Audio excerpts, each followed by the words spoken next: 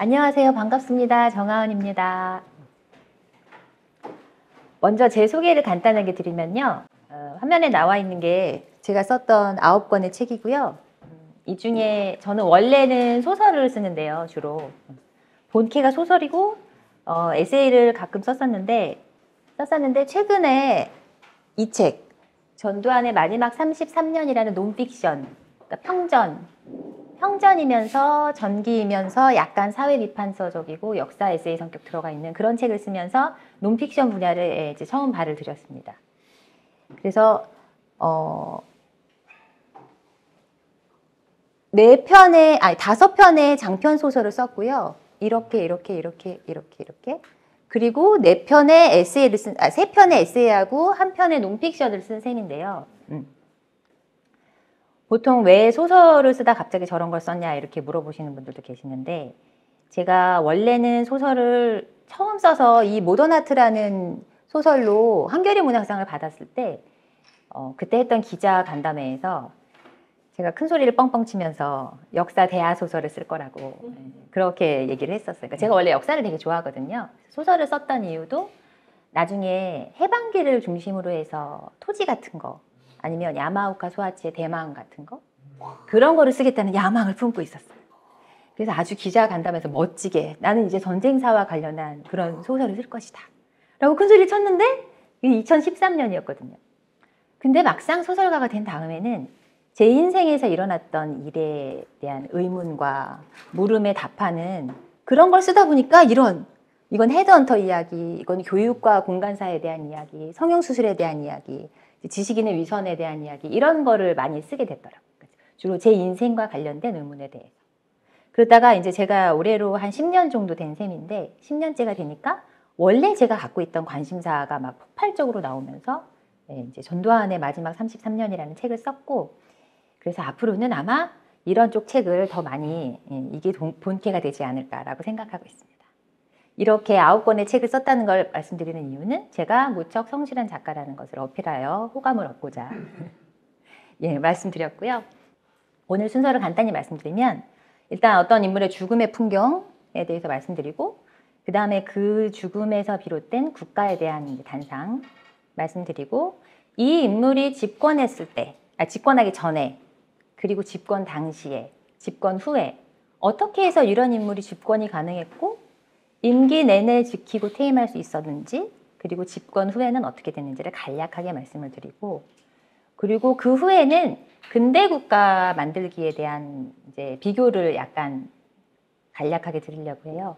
근대 국가라고 하면은 보통 두 가지 뼈대로 이루어지잖아요. 근대 민족 국가 하면 하나가 자본주의, 하나는 그러니까 지금의 개념으로 치면 중간에 공산주의가 있었지만 하나가 자본주의 뼈대, 하나가 자본주의고 하나는 민주주의, 이렇게 두 개로 이루어진 그게 근대 국가의 형성의 이제 밑바탕이 되는 거잖아요.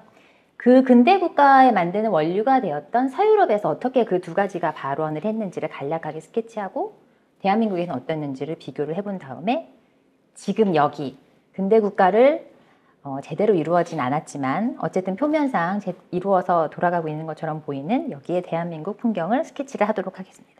그래서 시간이 그렇게 많지 않기 때문에 아주 본격적으로는 들어가지 못하고 책 내용을 중심으로 그 배경이 될 만한 이야기들을 간략하게 짚고 넘어가겠습니다. 9시에서 9시 반까지 하셔도 됩니다. 아, 네, 알겠습니다. 1시간 20분. 아, 1시간 30분 정도요? 네, 최대. 아, 네. 그래서 제 최초의 의문은 이때로 거슬러 올라갑니다. 그러니까 지금부터 2년이 좀 덜 되는 2년 전쯤, 1년 한 반 전쯤이었죠. 2021년 11월 23일. 이분이 돌아가셨죠. 전두환 씨가. 이때 엄청 카톡도 많이 오고 사람들한테 메시지가 많이 왔어요. 사람들이 엄청 슬퍼하더라고요. 그 슬픔이 좀 이질적인 종류의 슬픔이었죠. 그러니까 이 사람이 죽어서 너무 슬퍼가 아니라 이렇게 죽다니, 단죄를 하지 못했는데 죽어버리다니, 허망한 거죠. 그래서 되게 이상한 종류의 슬픔이 굉장히 많이 왔어요. 메시지로도 오고 그러니까 기사의 댓글을 통해서도 오고, 되게 이상한 슬픔인 거죠. 대단히 슬퍼하는데 그게 그 인물에 대한 아쉬움이 아니었던 거죠. 그래서 저는 이 풍경이 너무 이상했던 거죠. 되게 이상한 일이잖아요. 왜냐면 이분이 퇴임 후부터 돌아가실 때까지 살았던 세월이 33년이에요. 사실 짧은 세월은 아니죠. 그러니까 퇴임하시고 2년 있다 돌아가신 것도 아니고 3년 있다 돌아가신 것도 아닌데 33년을 살았는데 단죄를 못했죠. 근데 이제 와서 돌아가셨다고 아쉬워하는 풍경이 되게 특별한 거잖아요. 그리고 이분은 퇴임할 때 이제 사실 이빨은 다 제거된 상태였죠. 그러니까 더 이상 총칼을 휘둘러서 누군가를 죽일 수 없으니까 단죄를 할 수도 있었으나, 그리고 우리가 정권 교체를 선거를 통해서 한다는 민주주의의 기본을 이룬 국가잖아요. 그런데도 이런 범죄자가 단죄가 안 됐다는 말이죠. 그리고 이제는 아쉬워하고 있는 거예요, 그거를. 그 풍경이 너무 낯설었고 왜 이럴까 이제 궁금증이 생긴 거죠. 그래서 어떻게 보면 형법상 최고 그 형벌을 받아도 모자랄 그런 사람이 이렇게 33년 동안 그냥 살다 간 것도 아니고 대단한 풍요를 누리다 갔잖아요.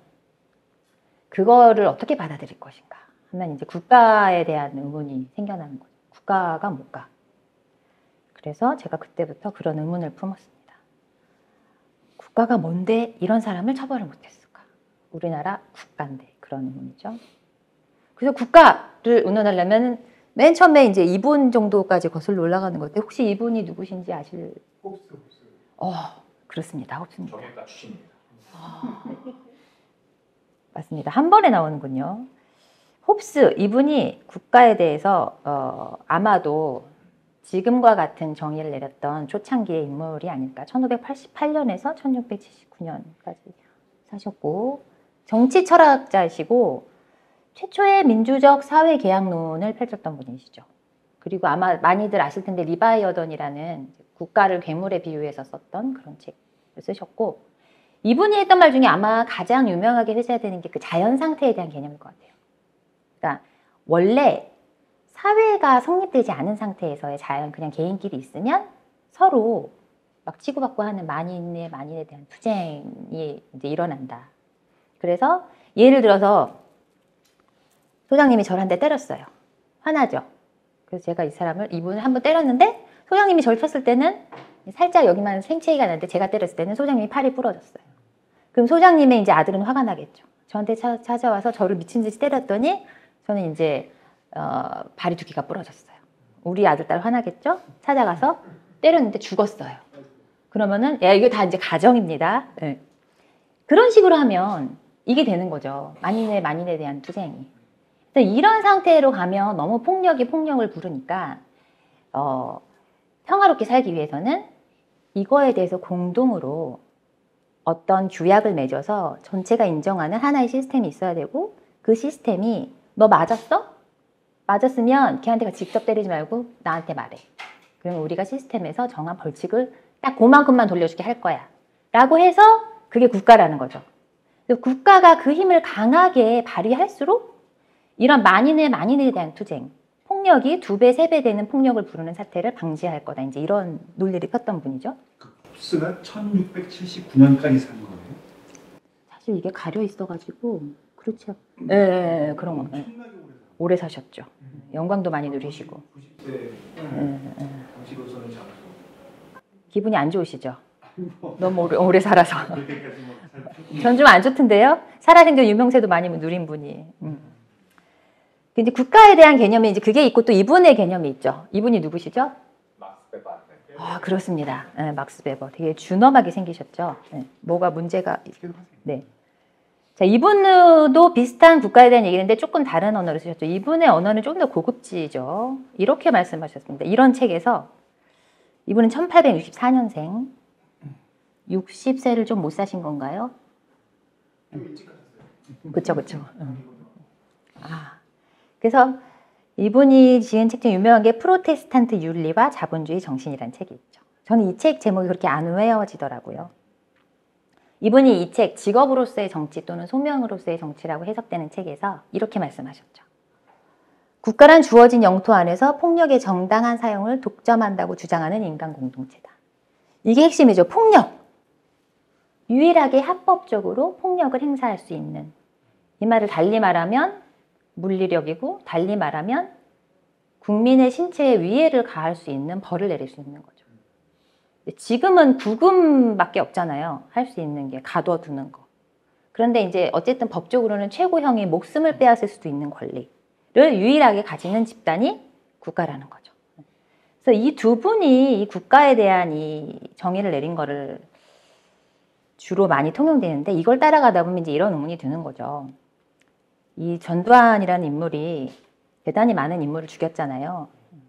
그러니까 범죄자라고 치면은 아마 역사상 우리 그 남한 단독 정부 출범 이후 가장 큰 범죄를 저질렀다고 할 수 있는 인물인데 국가라는 존재가 이렇게 많은 죄질을 저지른 사람을 이런 원리에 따르면 이 정당한 폭력을 사용해서 해야 할 가장 기본적인 게 이런 범죄자를 처단하는 거잖아요.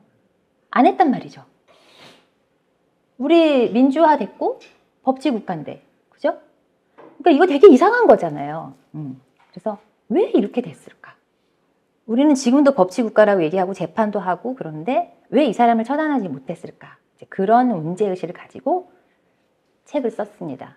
그게 전두환의 마지막 33년, 그러니까 그 33년이 퇴임한 날짜로부터 돌아가시기 전까지의 세월이고 그 세월이 어떻게 잉태되었는지를 이제 추적을 하는 거죠. 왜 이렇게 풍요롭게 살다 갈 수 있었는지. 그래서 이제 집권 전의 이제 풍경을 보면요.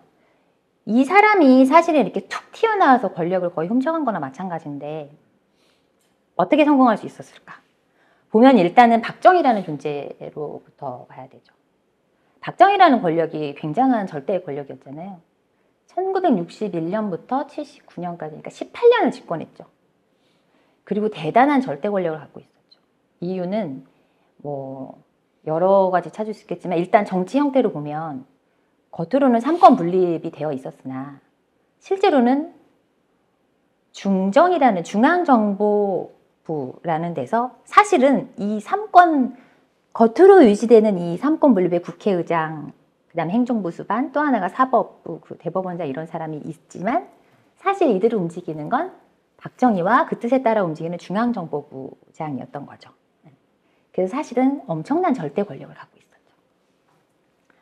그리고 이 박정희의 그 통치술을 보면 이 사람이 대단히 용인술이 뛰어났다고 해야 될까요? 자기 보유의 관점에서. 이인자를 절대 용납하지 않았어요. 그래서 항상 유능한 인재를 데려다 쓰되 그 인재와 경쟁할 만한 사람을 반드시 옆에 붙여놓습니다. 항상 2인 체계로 가는 거예요. 둘이 경쟁하게. 그래서 단 한 명의 2인자가 나오는 기간이 거의 없어요. 김종필이 중간에 거세당한 것도 그런 것 때문이었잖아요. 너무 크게 잘하니까. 상징적으로 마지막 순간에 이르는 그 시기에 가서도 차지철과 김재규를 서로 경쟁시키는 구도였죠. 그랬기 때문에 후계자가 뚜렷이 보이지 않은 상태에서 갑자기 한 방에 가셨죠. 권력이 뻥 뚫린 거예요. 순식간에. 아무런 후계 구도 이런 게 보이지 않는 상태에서. 그리고 그 가장 세다고 할 수 있을 박정희, 차지철, 김재규 이 3인 중에 이미 2명은 고인이 됐고 김재규는 범죄자가 됐어요. 그러니까 완전히 그 다음 권력을 채갈 만한 아무런 사람이 남아있지 않은 상태에서 시스템상 윗선을 차지하고 있는 사람들은 다 군부 세력인, 그게 그대로 남아있는 상태인 거예요. 그런 상태에서 군부에서 가장 정치 군인으로 야망을 품고 있었던 호랑이 같은 인물이 전두환이었던 거죠. 그래서 이런 판세를 잘 읽는 사람이었까, 그 당시에 육군 참모총장이나 아니면 국방부 장관이나 총리나 이런 사람들이 약간 툭심이 있고 이런 인물 구도를 읽을 수 있었다면 결코 전두환 씨를 합동수사본부라는 가장 막강한 대통령 시해 사건을 조사하는 되니까 가장 막강한 권한을 쥐게 된 자리에 앉히지 않았겠죠. 그러나 당시에 있었던 인물들은 그런 뚝심이 있다거나 아니면 상황에 따라 어떤 자기의 힘을 발휘해서 상황을 제압하는 그런 인물들이 아니었어요. 그래서 첫 번째 요인은 절대 권력의 갑작스러운 공백. 그리고 대체할 만한 체제와 세력이 전혀 형성되지 않은 상태에서 군부 이 시스템이 그대로 남아 있었던 거죠. 또 하나 중요한 것은 미국입니다. 당시에 미국과 우리나라는 주권을 애매하게 나눠 가지고 있는 상태였어요. 국가를 이루는 가장 실질적인 힘이 뭐죠? 우리가 국가하면 가장 먼저 있어야 된다고 생각하는 게 군인이죠, 군인. 물리력이죠. 딴 데서 쳐들어오면 우리를 방어할 수 있는 물리력이 가장 중요한 거잖아요. 그 물리력에 대한 통치권을 미국이 갖고 있었죠. 지금처럼 전작권만 갖고 있는 게 아니라 당시에는 평작권도 갖고 있었어요, 미국이. 그래서 군대를 움직이거나 하려면 반드시 미8군 사령관, 그때는 미8군 사령관이 동시에 한미연합사 사령관이었거든요. 이 당시에 그런 권력을 갖고 있는 그 미8군 주한미군 사령관이 사실은 우리나라의 주권을 상당 부분을 들고 있었던 거죠. 그러니까 일단 한국과 미국이로 양분돼 있어요, 통치권이. 지금보다 훨씬 더하게 평자권도 있었으니까. 그리고 그 미국에서 온 그 주한미군 사령관도 권한을 다 갖고 있느냐 하면 그게 아니죠. 어디서 파견된 사람이에요? 미국 본국에서 왔죠. 그러니까 주재원 같은 사람인 거예요, 그 사람 입장에서 보면. 그래서 이 사람이 결정권을 다 갖고 있는 게 아니라 정말 중요한 결정을 내리려면 어디에 물어봐야 돼요? 그렇죠. 미국 헤드쿼터에 대통령한테 물어봐야 되죠. 벌써 이 사람도 절대 권한을 안 갖고 있죠. 본국과 이 파견지에 나눠져 있는 시스템인데 또 미국에선 다 갖고 있느냐 하면 미국도 다르죠. 우리나라와 달리 미국은 상권 분립이 확실하게 돼 있기 때문에 대통령이 정권을 다 갖고 있지 않고 대통령이 어떤 결정을 내린다 하더라도 국회에서 오케이 안 하면 돈이 안 나오는, 그러니까 실질적인 상권 분립이 되는 나라이기 때문에 그 미국의 헤드쿼터 내에서도 통치권이 또 나뉘어 있는 거예요. 그러니까 한 나라가 절체절명의 순간에 섰을 때 이거에 대해서 결정권을 갖고 있는 사람이 되게 많이 나뉘어 있는 상태였던 거죠. 전두환은 굉장히 정치 촉이 엄청났던 사람이에요. 이 틈을 파고든 거죠. 그런데 이렇게 12.12라는 그런 굉장한 사건이 터졌을 때 한반도에서 일어난 일에 대한 미국의 판단 기준은 박정희 쿠데타 때도 그랬지만 12.12 때도 오직 하나였습니다. 안보예요, 안보. 뭐냐면 우리 미국에서 우리 자국민을 보내서 전쟁에 휩쓸리게 할 것이냐? 이게 가장 중요한 거예요. 그래서 동북아의 안보, 집단 안보만이 중요한 거예요. 그래서 상황을 봤을 때 혈전이 벌어지면 안 되는 게 제일 중요한 거예요. 거기다가 이 79년 12.12가 났을 때에는 베트남전에 대한 미국 국민들의 반감도 심했기 때문에 더 이상 외국에 파병하지 않는 방향으로 이것만, 이 사람들의 입장에서 그것만 중요한 거예요, 미국은. 그래서 12.12가 났을 때 만약에 12.12에 대한 반발이 미국에서 생각했을 때 굉장히 크다라고 생각해요. 마치 87년처럼 했다면 그쪽 손을 들어줬을 거예요. 그런데 그때는 되게 안개에 휩싸여 있었어요. 12.12가 일어났다는 사실 자체를 많은 사람이 알지 못했고 미국 그 주한미군 사령관도 그거를 바로 알았다기보다는 더 뒤늦게 접하는 형식이었거든요. 몇 시간 차이로. 그리고 지금 그때 유선전화 보급률이 몇 %인지 혹시 아십니까? 유선전화 보급률이 당시 80년대 당시가 7.9%였어요. 그러니까 지금처럼 무슨 일이 터지면 바로 몇 분 만에 퍼지는 게 아니라 정말 감추려면 감출 수 있었던 거예요. 그래서 이 전두환이라는 이 촉이 엄청난 인물이 일단 다 정보를 차단해요. 그리고 뭔가 사단이 났다는 소식을 듣고 그 당시 주한미군 사령관이 존 위컴이라는 사람이었는데 이 사람이 막 수소문을 할 때 절대로 응하지 않아요. 모든 정보를 차단하는 거죠. 그래서 그렇게 깜깜이 같은 상태에 있었는데 그 상태에서 중요하게 어쨌든 그래도 주권의 일부긴 하지만 들고 있는 대한민국의 헌법상 최고 결정권자였던 사람들의 성향이 대범하거나 국가에 대해서 어떤 큰 그림을 갖고 있거나 이런 사람들이 아니었던 거죠.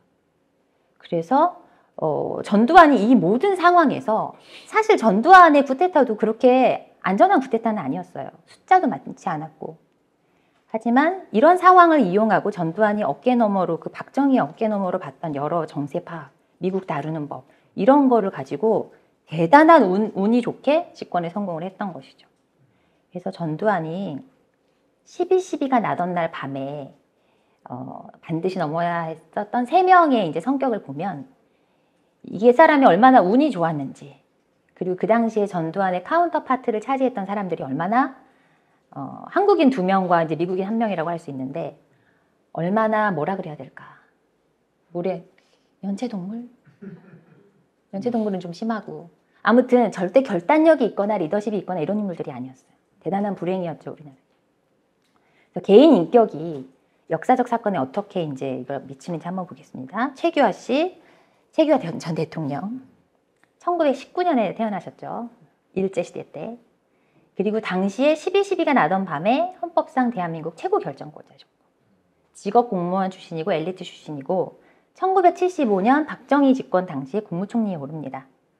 되게 주장이나 의지를 드러내지 않고 조용히 맡은 일을 해내는 천생 공무원 스타일이었기 때문에 총리에 앉았던 것 같아요.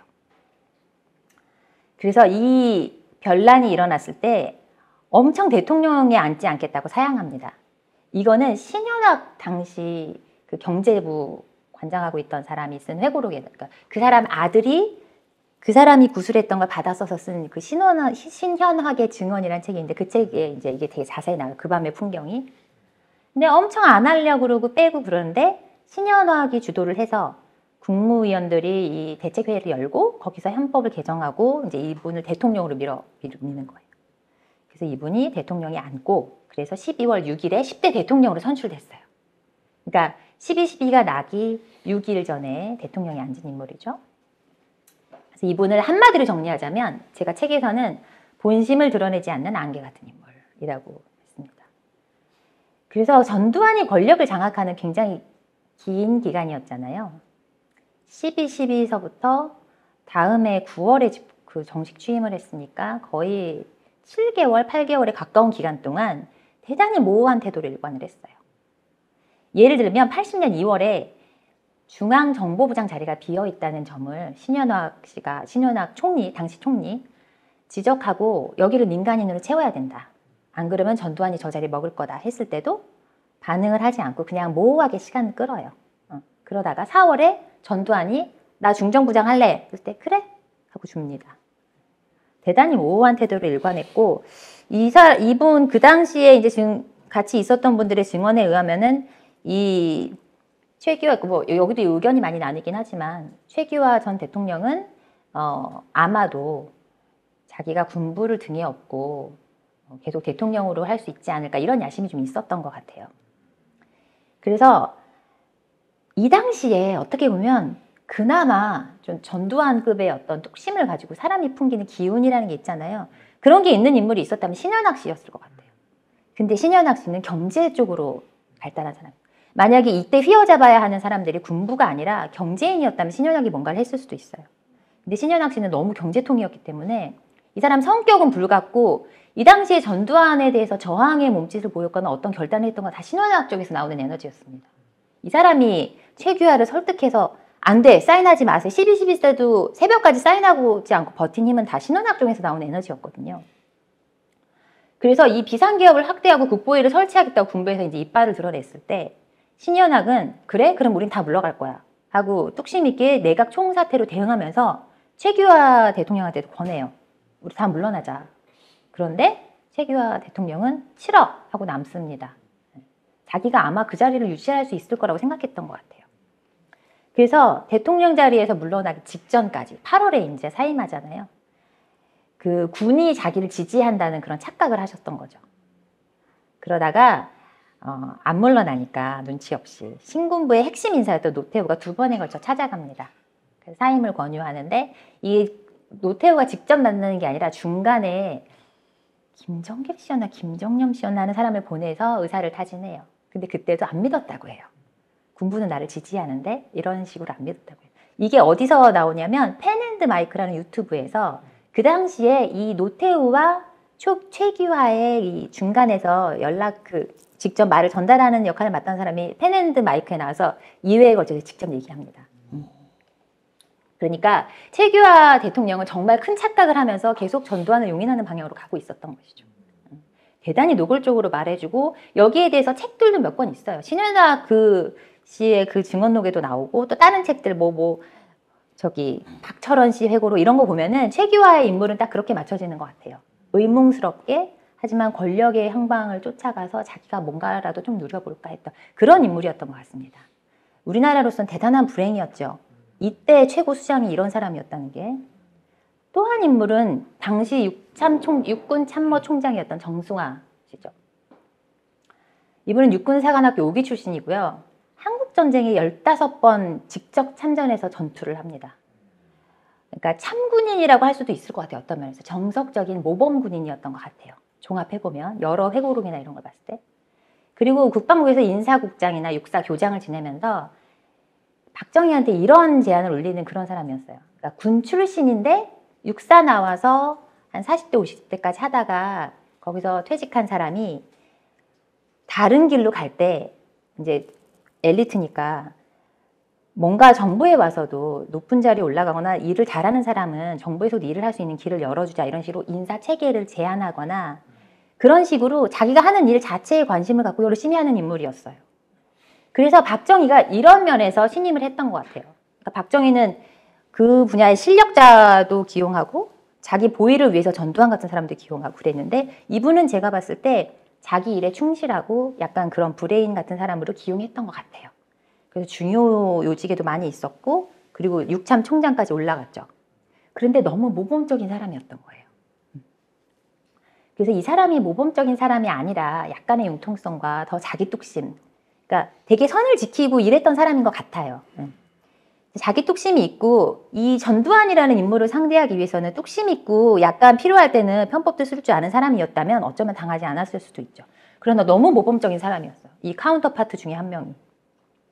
그래서 위컴이 존 위컴이라는 그 주한미군 사령관도 회고록을 남겼는데 그분은 이제 이 정승환을 되게 높이 평가합니다. 그래서 군인으로서의 사명에 충실했고 육군의 복지, 훈련, 군 장비에 대해서도 대단히 많은 관심을 갖고 있어요. 제가 정승화 씨가 쓴 2권의 책을 다 읽었는데 한 3분의 2 정도가 장비와 군 체제 개혁에 대한 얘기예요.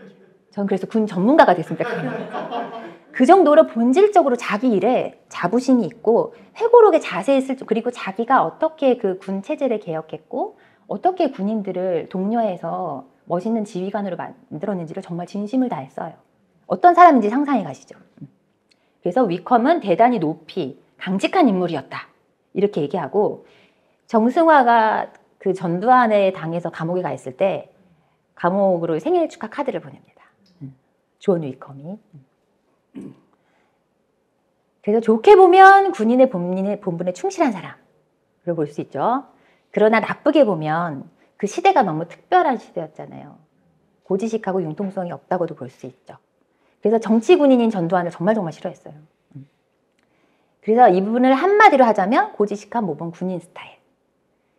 그렇기 때문에 전두환이라는 암초를 제거할 수 있는 위치에 있었으나 제거하지 못했죠. 원칙대로 해야 되니까. 회고록에서 이렇게 말합니다. 수단과 방법을 가리지 않는 무례한에게는 당해낼 수가 없었다. 자기가 어떻게 끌려갔는지에 대해서 이렇게 회고해요.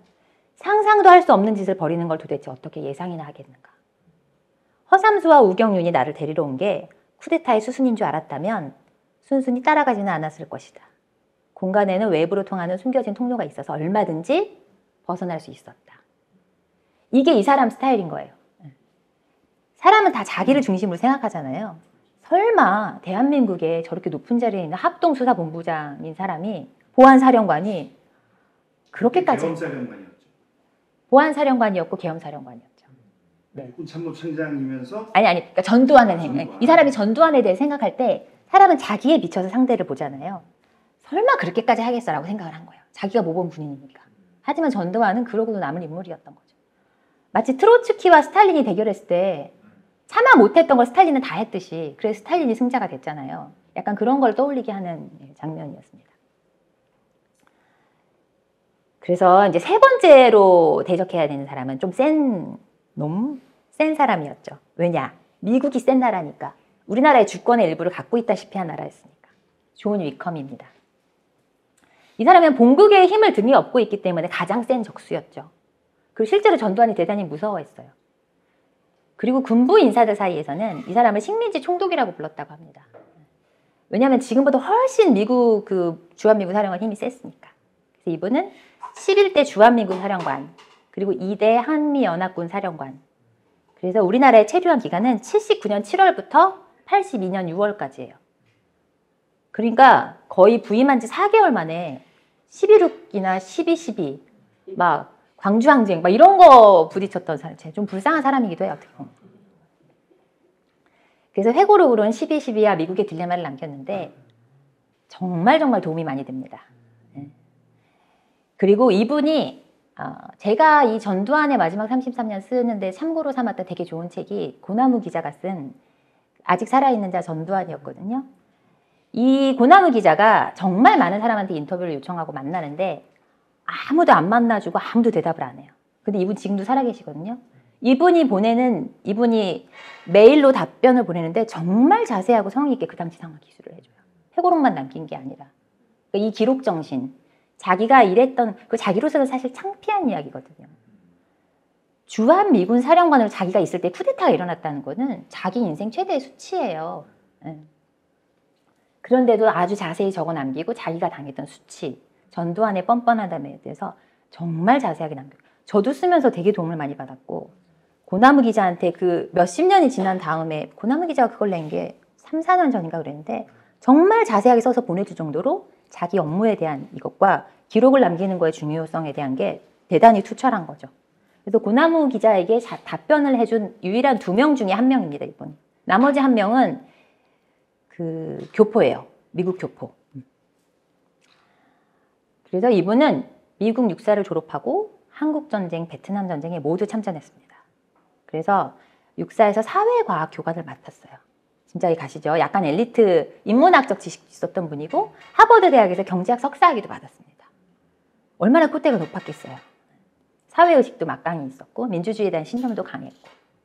그래서 이분은 당시에 미국에서 왔던 그 미국의 고위관리라고 할 수 있는 인물은 총 3명이죠. CIA 국장, 그리고 하나는 미 대사였던 글라이스틴, 그 또 한 명이 존 위컴이죠. 그러니까 군인, 외교관, CIA 비밀경찰.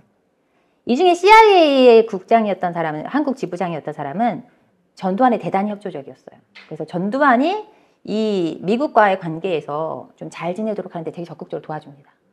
글라이스틴이 그 중간이었어요. 글라이스틴은 개념상으로는 민주주의의 적이니까 싫다는 면에서 위컴하고 뜻을 같이 했으나 글라이스틴은 이 12.12가 난 지 이틀인가 사흘 만에 만납니다, 전두환을.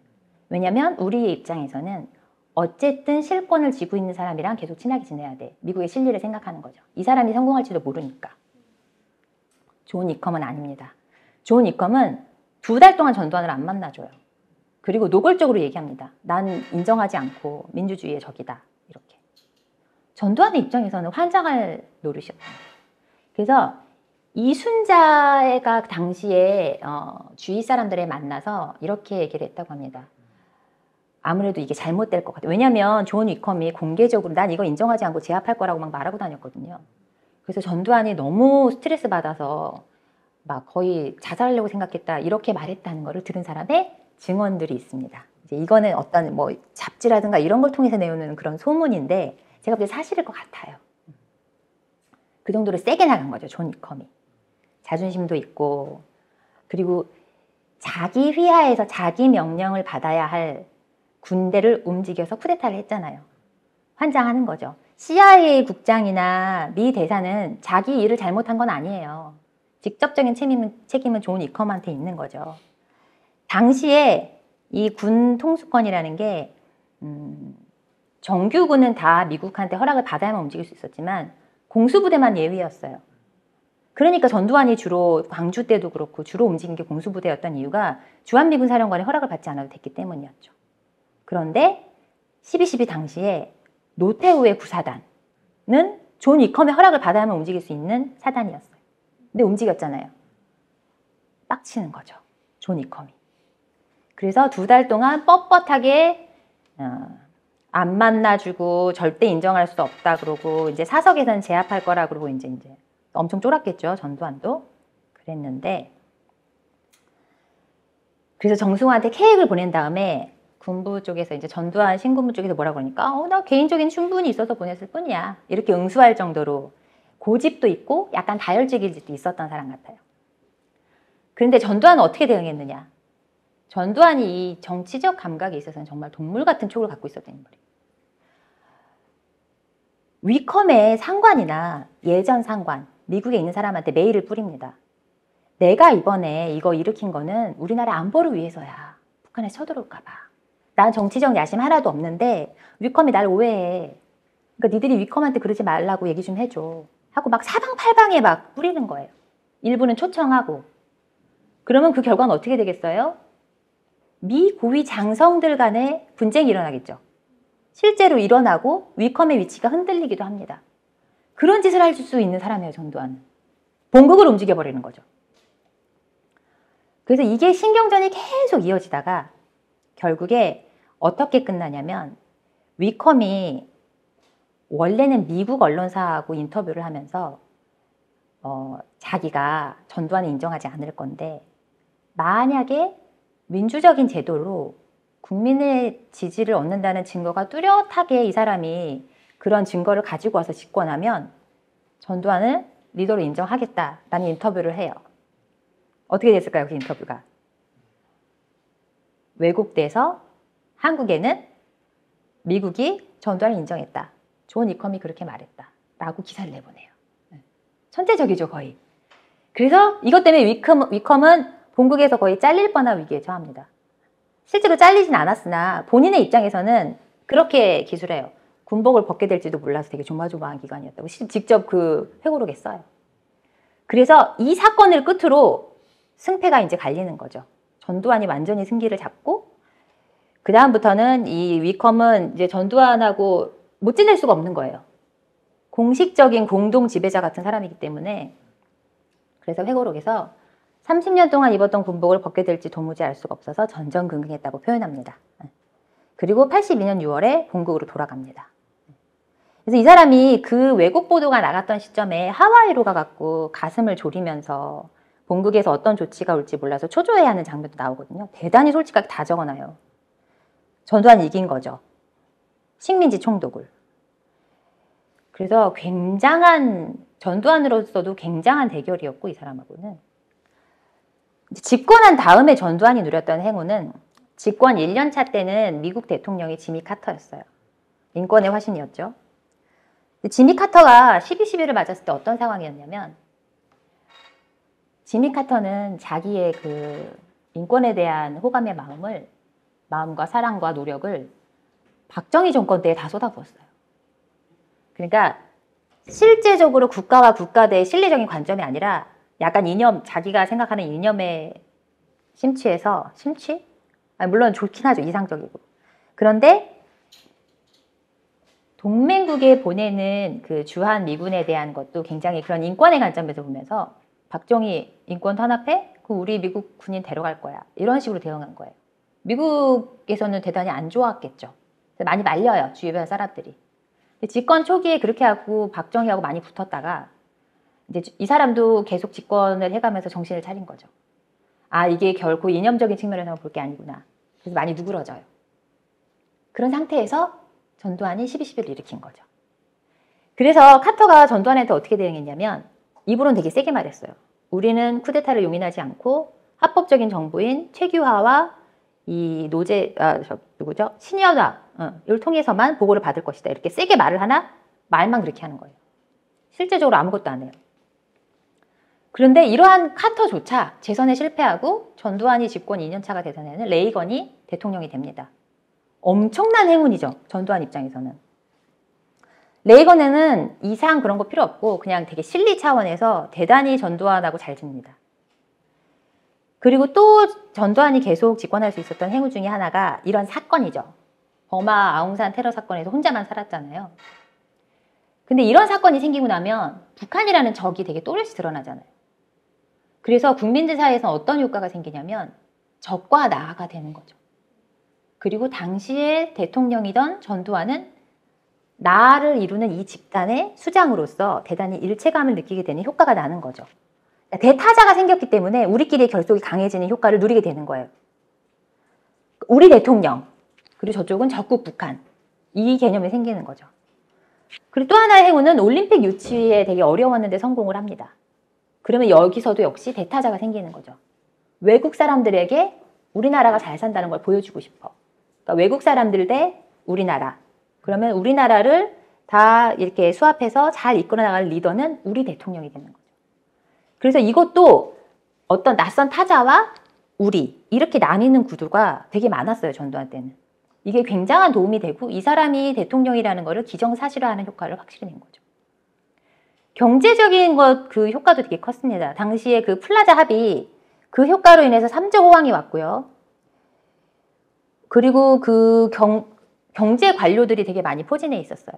그래서 그 시기에 맞는 그런 정책을 많이 썼기 때문에 경제 상황도 굉장히 좋아져서 단군일의 최대 호황이라는 불리는 그런 시기를 맞게 됩니다. 그래서 끝까지 집권을 누릴 수 있었던 거죠, 이 사람. 그러니까 그 임기를 다 마칠 수 있었던 거죠.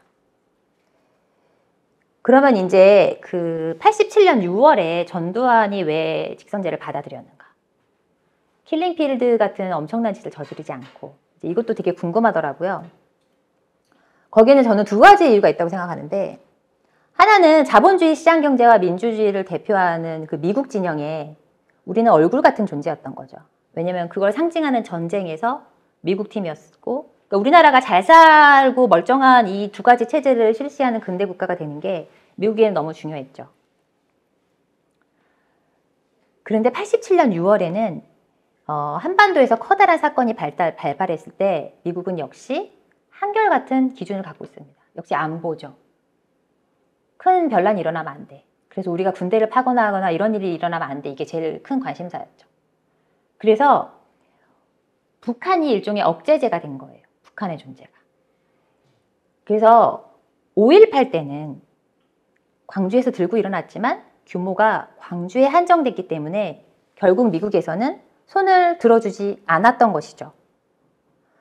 그래서 전두환이 그렇게 목숨 걸고 광주에서 나가는 정보를 차단하려고 노력을 했고 여기에 관해서도 그 위컴의 회고록에 나오는데 위컴이 실상을 안 것도 며칠 늦게 알았다고 하더라고요. 물론 그게 또 아니라는 그런 주장도 많이 있지만 정황상 그랬을 가능성이 있어 보여요. 왜냐하면 전화기 보급도 제대로 안 돼 있던 시점이었고 그래서 엄청나게 왜곡된 정보를 전두환이 미친 듯이 보내요. 미군 쪽에. 그래서 광주의 상황을 잘 알 수 없고 계속 북한에서 누가 내려왔다고 이런 주장을 하니까 미국에서는 그 광주에 뭔가를 하기가 되게 선택지가 제한되어 있는 상황이었죠. 그렇게 해서 5.18 때도 전두환이 목숨을 유지하고 자기 정권을 누릴 수 있었지만 그랬던 원인도 다 사실은 분단국가라는 한계에 있었기 때문이죠. 왜냐하면 우리 사이에 어떤 내전 비슷한 게 일어나면 북한이 쳐들어올 거야. 그러면 안 되지. 이 논리가 한국민들한테도 통하고 미국에도 통했던 거예요. 그러나 그런 논리는 87년 6월에는 통하지 않는 거죠. 왜냐하면 5.18 때와 달리 너무나 큰 규모로 항쟁이 일어났기 때문이죠. 거의 100만 시민이었죠, 그때. 그러니까 미국이 봤을 때는 이 시위를 진압하는 게 안보에 정말 안 좋은 거예요. 그냥 전두환이 한국만 하면 큰 변란 없고 우리 파병 안에도 넘어갈 수 있으니까 전두환한테 너 군대 보내지 마. 군대 보내면 우리가 가만 안 있을 거라고 직접적으로 메시지를 보내죠. 80년과 87년에 전화기 보급과 텔레비전 보급의 차이도 큰 영향을 미쳤겠네요. 엄청난 거죠, 그게. 네. 정보를 감출 수가 있는 거예요, 그 시절에는. 왜곡할 수가 있는 거죠. 지금 같으면 불가능한 시나리오죠. 그래서 미국이라는 존재와 대한민국 국민의 강한 저항 이 두 가지가 전두환이 직선제를 받아들일 수밖에 없는 그런 상황을 만들었죠.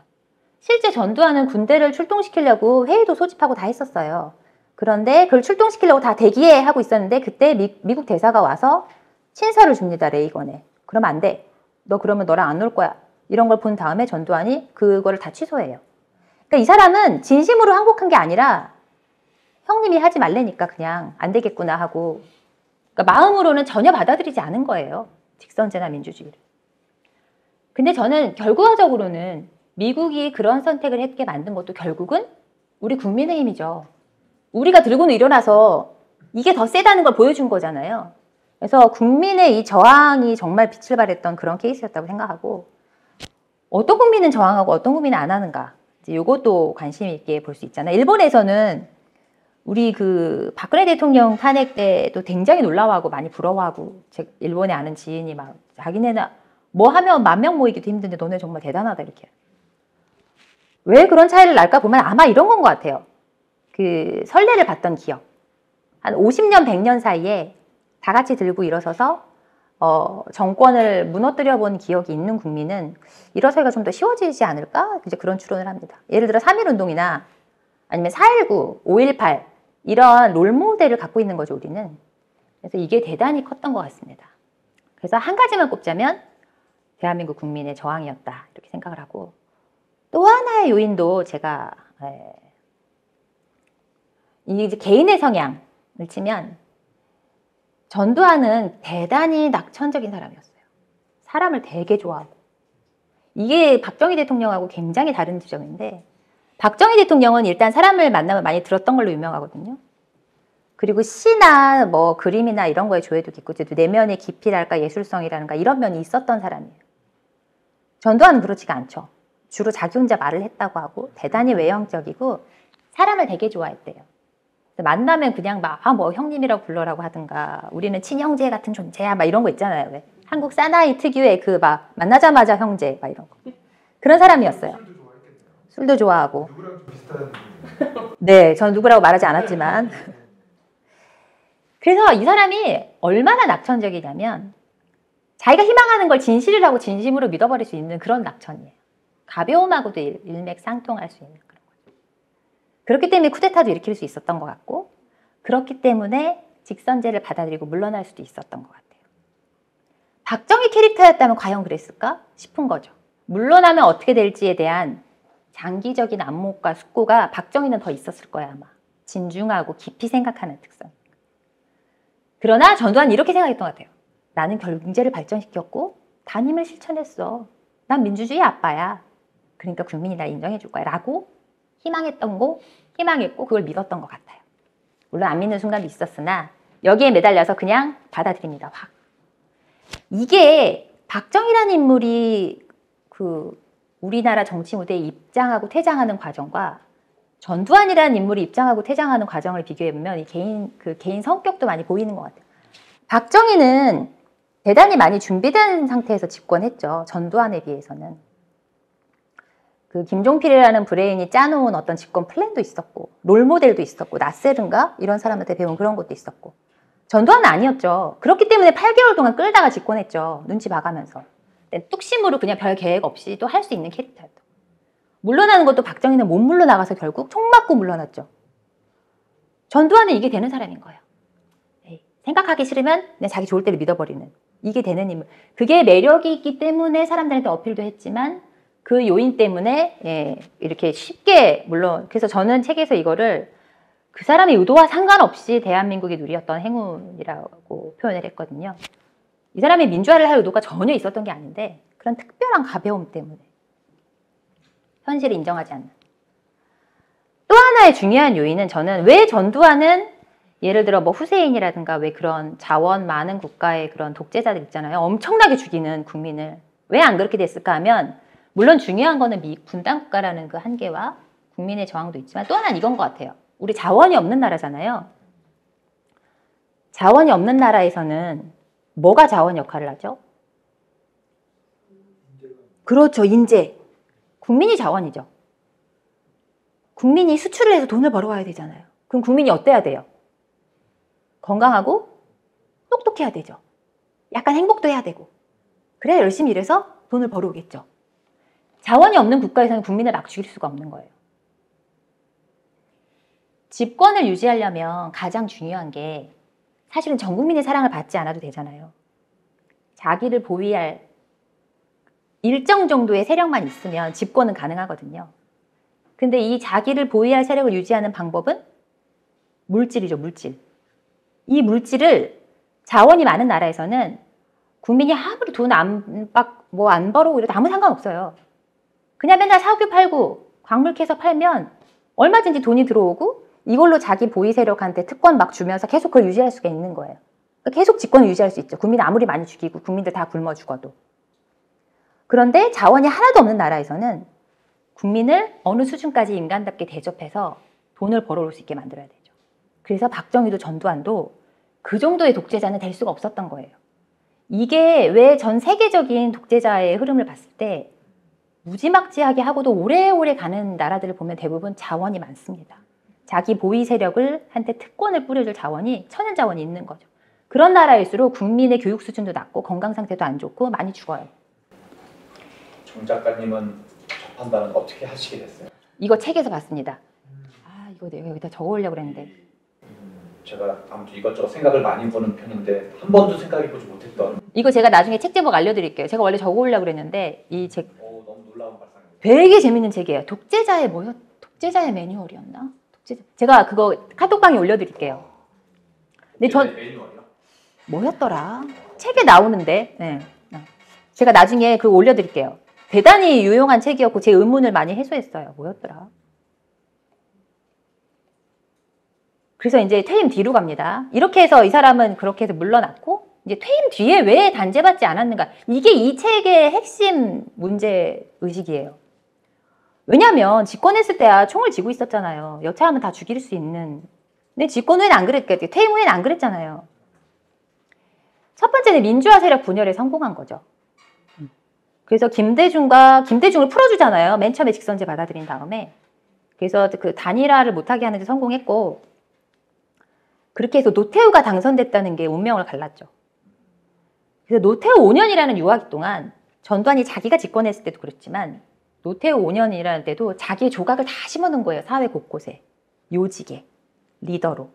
지금도 되게 많은 수의 회사라든가 특히 운수업이나 이런 때의 사장들은 군인 출신이 많습니다.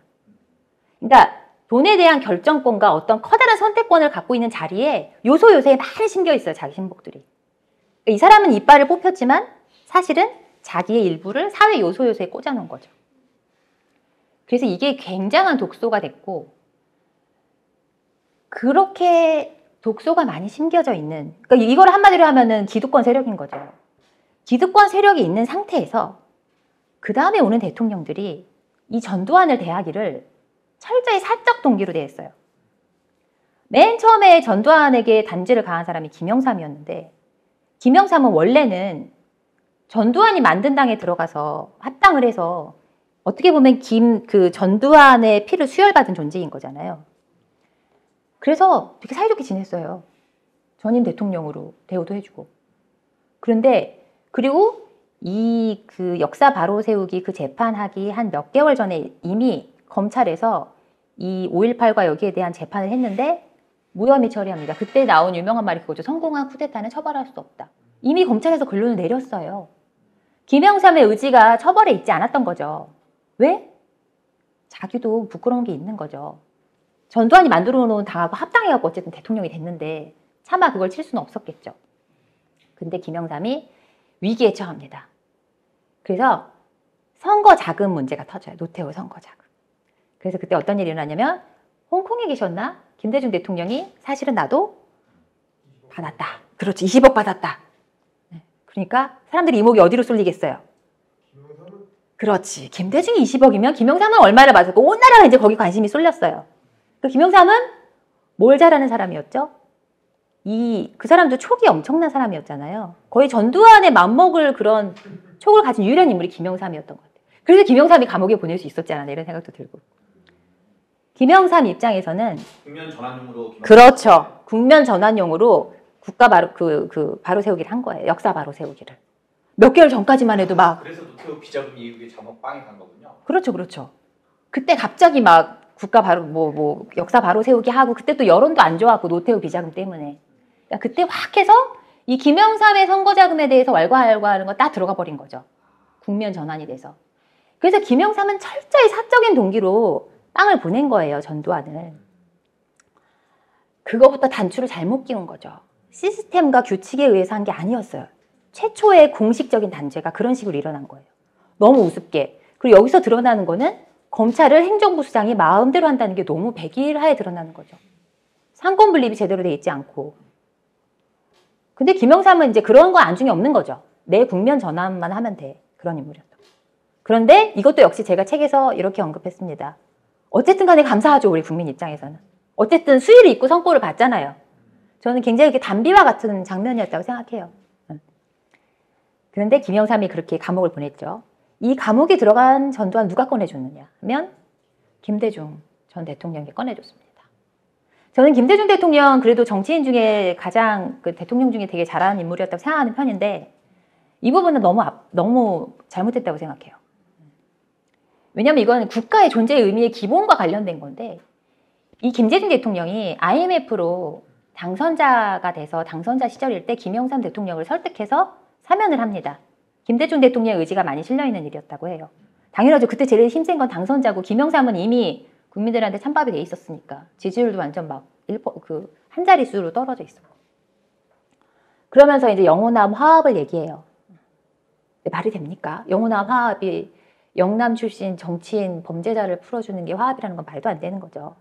진짜 이유는 뭐였냐 하면 김대중 대통령은 당선도 확실하지 않았고 당시에 유력 대통령 후보로 나왔던 에브리바디, 그러니까 유력하지 않은 사람들 말고 당선 가능성 안에 들어가는 그런 빅3, 빅4는 다 전노 풀어주겠다는 공약을 내걸었어요. 영남표를 받겠다고.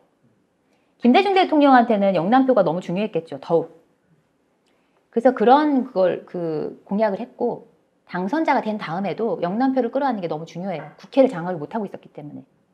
김종필이랑 연합해서 겨우겨우 되긴 했으나 국정 운영 동력을 받으려면 어떻게든 영남의 지지를 일부라도 끌어와야 되는 거예요. 그러니까 그분의 어떤 정치적인 자기의 집권을 이어가기 위해서는 어쩔 수 없었던 것일지도 모르나 이제 개인 국민의 입장에서 너무 아쉬운 부분인 거죠. 국가의 기본에 해당하는 것을 무너뜨리는 되게 선례가 됐다고 생각을 하거든요. 그래서 김대중 대통령도 대단히 사적으로 이용했죠. 이 사람의 단죄에 대한 거를.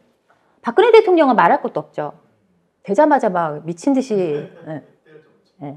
근데 이 박근혜와 전두환의 관계를 보면 그랬던 게 이해가 가는 측면이 많아요. 그것도 제가 책에 기술을 했는데 박근혜 입장에서는 전두환이 정말 도저히 아마 숨겨진 게 많을 거예요.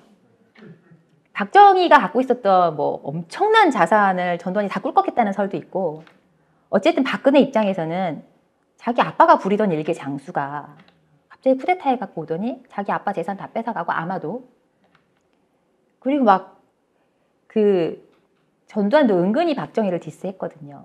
완전히는 아니어도 왜냐하면 모든 대통령은 자기 정당성을 하기 위해서 전 정권을 까는 경향이 대단히 공고한 전통으로 이어지고 있잖아요. 지금도 그렇고.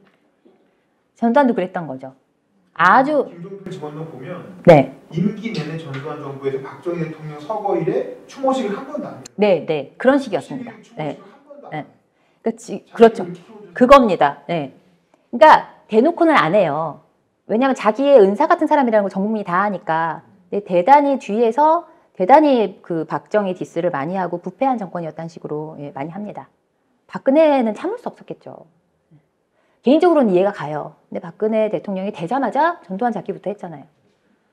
이것도 얼마나 사적인 거예요. 대단히 사적이고 박근혜 대통령은 그렇게 하려면 자기가 먹었던 돈도 내놨어야지. 자기는 그 국민에게 그냥 드러난 걸로만 치면은 그 음마아파트 30채에 해당하는 당시 시가로 6억에 해당하는 돈을 전두환한테 받았다는 게 왜 그 이정희 후보의 입에서 나왔었잖아요. 그것도 안 토해내잖아요. 자기가 나중에 토해내겠다고 안 토해냈거든요. 자기 건 안 토해내면서 막 전두환에게는 온갖 그 정의의 말을 막 하면서 엄청 진돗개까지 데려갔잖아요. 이게 얼마나 안 좋은 선례예요. 그러니까 행정부 수반의 개인 국가처럼 보이는 거를 이 세 대통령이 다 한 거예요. 자기 사감에 의해서. 사적 이익에 의해서. 여기서 드러나는 게 우리나라가 시스템에 의해 움직이지 않는 국가라는 게 보이고 대단히 나쁜 선례를 세운 거죠. 3명의 대통령이. 그래서 이거를 한마디로 정리하면 선이나 시스템이 지켜지지 않는 사회에서 인치에 의해서 돌아가고 있다는 걸 보여주는 극명한 사례가 전두환의 이 단대되지 않았던 이거죠. 그래서 단대되지 않았던 후과가 뭐냐면 직접적으로 나오는 게 요즘까지도 더 강해지고 있는 유튜브 보면 그거 혹시 영상 보신 적 있나요? 우리 큰애가 10대 소년이거든요. 저 때문에 전두환을 좋아하진 않아요, 차마. 그런데 10대들이 즐겨보는 영상 중에 뭐가 있냐면 부대 열중셔라는 말을 하는 그 대통령들의 영상을 비교하는 영상이 있어요. 전두환이 제일 뽀대나게 합니다. 그러니까 다른 사람은 노무현 대통령도 그렇고 박근혜 대통령도 그렇고 약간 긴장한 상태에서 어색하게 뭐 부대 열중셔 뭐 이 정도 하는데 전두환은 되게 피곤한 표정으로 부대 열중셔 딱 이러거든요. 제가 봐도 멋있어요. 그러니까 일상이니까. 그렇죠. 그리고 그 사람의 성정상 자기는 왕인 거예요. 그때까지도. 그러니까 지금 이 10대 소년들이 보기에는 멋있는 거예요. 전두환이. 그 시대에 경제도 살기 좋았다고 하고 그리고 되게 부잣집에서 잘 살았잖아요. 그러니까 지금 이 시대 그 MZ세대나 아니면 2000년대에 태어난 사람들이 보기에는 전두환이라는 존재가 범죄자로 안 보이는 거예요. 연희동에 엄청 삐까한 데서 살면서 막 그 안에 막 수영장도 있고 골프장도 있대. 그러니까 그냥 오 멋있는데 그리고 부대 열중쇼도 되게 멋있게 하고 참군인, 엔젤 두한 막 이렇게 막 댓글이 달려요. 그 유튜브 영상 보면 너무 멋있다. 구국의 영웅. 우리 윤석열 대통령이 부대 열중서를 까먹는 바람에 최고였죠, 최고. 그래서 역대 대통령도 부대 열중서를 찾다 보니까 이제 그게 그렇게. 그런데 이게 단죄받지 않은 가장 가벼운 후과에 불과한 거죠, 사실은. 그 사람이 끝까지 감옥에 있었다면 엔젤 두안이라는 말이 나왔을까요? 아니죠. 이거 너무 큰 거죠. 대단히 큰 거고, 광주에 대해서 무슨 300명 간첩에 내려와서 어쨌든 이 말을 지금도 믿는 사람들 되게 많아요. 이것도 전두환이 계속 감옥에 있었다면 이런 말까지는 안 나왔겠죠. 그러니까 이건 되게 현재 진행형인 거예요. 이 피해가 단죄당하지 않았던. 그리고 이런 면도 있는 거죠. 근현대사 역사 교육이 거의 안 들어가잖아요, 우리나라. 제일 역사 교과서에서 가장 많은 포션을 차지한 게 어느 시대죠? 조선시대. 왜? 제일 안전하니까. 근대로만 넘어와도 이미 지금 집권하고 있는 이 양당 정치 나눠먹고 있는 이 사람들의 조상들, 자기네가 취하고 있는 뭔가 갖고 있는 것과 연결된 조상들이 너무 많은 거예요. 그래서 한 팀에서는 6.25 전쟁 시점에서만 계속 생각하면서 빨갱이 하고, 한쪽에서는 식민지 시절 시점에서만 생각하면서 친일 하잖아요. 당연히 역사 교육을 제대로 할 마음이 어느 쪽이 집권해도 없죠. 그러니까 근현대사는 그냥 정말 최소한의 것만 하고 주구장창 태정태세 문단세 이런 거 외우고 조선시대 뭐 성리학 이것만 엄청난 분량으로 배우는 거예요. 근현대사 역사 교육 거의 텅 비다시피 한 거죠. 사실 정말 중요한 건 근현대사 교육이죠. 이런 거 학교에서 토론해야 돼요. 전두환이 왜 단죄받지 않았지? 왜 부잣집에 살다 갔지? 이런 거 토론해야 돼요, 역사 시간에. 안 하잖아요. 그래서 이런 빈 구멍으로 인해서 이 유튜브에서 전두환이 영웅화돼 가고 있는 현상, 이런 거는 정말 빙산의 일각인 거죠. 너무너무 큰 거죠. 국정 교과서 해야 되겠네요. 대한 국정 교과서. 그렇죠. 정하은이 쓴 이 책이 대한국. 제가 생각할 때는 이런 이 양당이 나눠 먹으면서 계속 과거팔이하고 뭔가 상대를 악마화하는 이런 정치 체제가 뒤바뀌지 않는다면 당장은 이 교과서를 어떻게 못하잖아요. 정권이 나중에 다음에 민주당으로 넘어간다 해도 지금 이 상태의 민주당이라면 뻔하죠. 그래서 그러나 우리는 항상 지금 우리가 뭘 할 수 있는가를 생각해야 되잖아요. 다 안 될 거야 생각하면 뭘 할 수 있겠어요. 근데 제가 생각할 때는 대한교과서가 필요하고, 우리나라는 지금 말씀드린 이런 지금 현재 정치 세력들의 이런 이권 다툼과 그런 것 때문에 평전 분야가 텅 비어 있어요. 읽을 만한 평전이 정말 없습니다. 그래서 이런 걸 많이 써야 돼요. 누가 써야 되느냐? 제가 볼 땐 작가들이 써야 되고, 특히 소설 쓰는 사람들이 많이 써야 됩니다. 이유는 저 말고도 감사합니다. 노력하겠습니다. 그러니까 꼭 제가 쓴 이것만이 아니라 저는 소설가들이 진짜 잘 쓸 수 있다고 생각하는 이유가 뭐냐면, 사회과학 하시는 분들이나 역사 쪽에서 하시는 전문가분들이 쓰는 책은 굉장히 딱딱해요. 그리고 약간 너무 거시적인 담론만 다루다 보니까 다가가기도 힘들고, 그런데 인물을 중심으로 해서 역사나 사회를 들여다보면 훨씬 재밌거든요. 소장님도 이병천 그거 보신다고 하셨잖아요. 이병철. 포항사전. 네, 저도. 이병철은 이제 뭔가 합쳐진 거고. 소장님 얼굴을 본 순간 이름이 변했어요. 이병철입니다. 저도 되게 재밌게 봤거든요. 이병철, 정주영, 호암자전, 정주영 자서전, 뭐 모든 자서전 다 보면 제일 재밌어요. 그리고 역사나 사회 현상을 뜬구름 잡지 않고 이 피와 살이 있는 사람의 시선에서 현실하고 접목시켜서 보기에는 사람을 통해 보는 게 최고예요. 전기, 평전 이런 걸로 봐야 됩니다. 안 그러면 약간 그 전문가 그룹에서 내놓는 자기들끼리만 중요한 뭔가를 미친 듯이 파는, 아니면 이걸 다뤄야만 교수 임용 때 유리하고 막 이런 거 있잖아요. 그런 책들이 많아요. 그런데 사실 사람한테 다가갈 수 있고 쉽게 보면서도 사회 현상에 대해서 어느 정도 생각할 수 있게 쓰는 거는 제가 볼 때는 소설가들이 잘 쓸 수 있어요. 소설가가 사회 현상에 관심을 갖고 어떤 한 사람이라는 리트머스 시험지를 통해서 사회를 드러내면 정말 잘 읽힙니다. 그래서 이거는 꼭 제가 뭘 잘 썼다는 것이 아니라 앞으로 그런 소설가 분들이나 문학 쪽에 있는 분들이 이런 거 많이 써줬으면 좋겠어요. 필요하니까. 그리고 실제로 최근에 들어서는 뭐 김영수 평전이라거나 이런 식으로 좋은 평전들이 많이 나오고 시작하는 것 같아요. 근데 이 평전 분야가 되게 많이 비어 있거든요. 그래서 혹시 이거 들으시는 분들 중에서도 내가 글을 쓰고 싶고 사람에 관심이 많다, 문학에 관심이 많다 하시는 분들은 꼭 소설만 쓰지 않아도 사실 저는 평전문화를 거의 블루오션이라고 생각하거든요. 대단히 많이 안 돼 있고 우리는 왜 실명을 거론해서 하는 걸 되게 금기시하는 게 있잖아요. 이 양. 네? 자꾸 소송이 들어오니까. 그쵸, 그쵸, 그쵸. 명예훼손 소송 그게 얼마나 큰 차이냐면 미국은 표현의 자유가 되게 극심하게 잘 돼 있는 나라잖아요. 제가 뭘 보고 충격을 받았냐면 그 미눔사에서 발행하는 리터라는 잡지가 있는데 거기에 어떤 여성 작가가 쓴 단편 소설이 번화한 데서 실린 적이 있었는데 거기에 트럼프하고 멜라니아가 실명으로 나와요. 소설 주인공으로. 우리나라 같으면 상상도 할 수 없는 일이죠. 그 정도로 표현의 자유가 돼 있더라고요. 근데 우리는 이 부분이 너무 많이 걸리고 실명으로 비판하는 것에 대하여 원래 우리는 누군가 이름을 부르는 걸 금기시하는 문화가 있잖아요. 전화해도 뭐라고 말한다면 어디시죠? 이러면 LG입니다. 이러고 끊지 LG 누굽니다. 안 해서 그럼 성함이 어떻게 되시죠? 이렇게 하면 되게 싫어하고 막 이런 문화 있잖아요. 그런 것도 있는데 내가 역시 양당 정치 체제 하에서 제대로 밝히기가 싫은 거예요. 그래서 평전 분야가 많이 비어있다고 저는 생각하고 있습니다. 그리고 막 따지고 소송하고 뭐 이제 이런 것들. 그래서 단죄받지 않았던 역사, 이게 이제 이 교육하고도 연결돼 있고, 그래서 단죄를 하지 못했지만 우리는 항상 뭘 할 수 있나 생각해야 되잖아요. 왜 안 받았는지부터 봐야 되는 거죠. 그걸 교육에도 반영을 시켜야 되고. 그래서 이거를 자본주의와 시장경제, 민주주의의 이 두 개의 뼈대가 이제 설립되고 과정을 서유럽과 대한민국의 사례를 비교를 할 건데 지금 9시 10분인 거죠. 네. 이 부분을 설렁설렁 넘어가겠습니다. 왜냐하면 또 뒷부분도 있기 때문에 이 비교에서 서유럽 나오는 부분을 대단히 빨리 하겠습니다. 자, 서유럽. 일단 중세시대의 경제체제가 뭐였죠?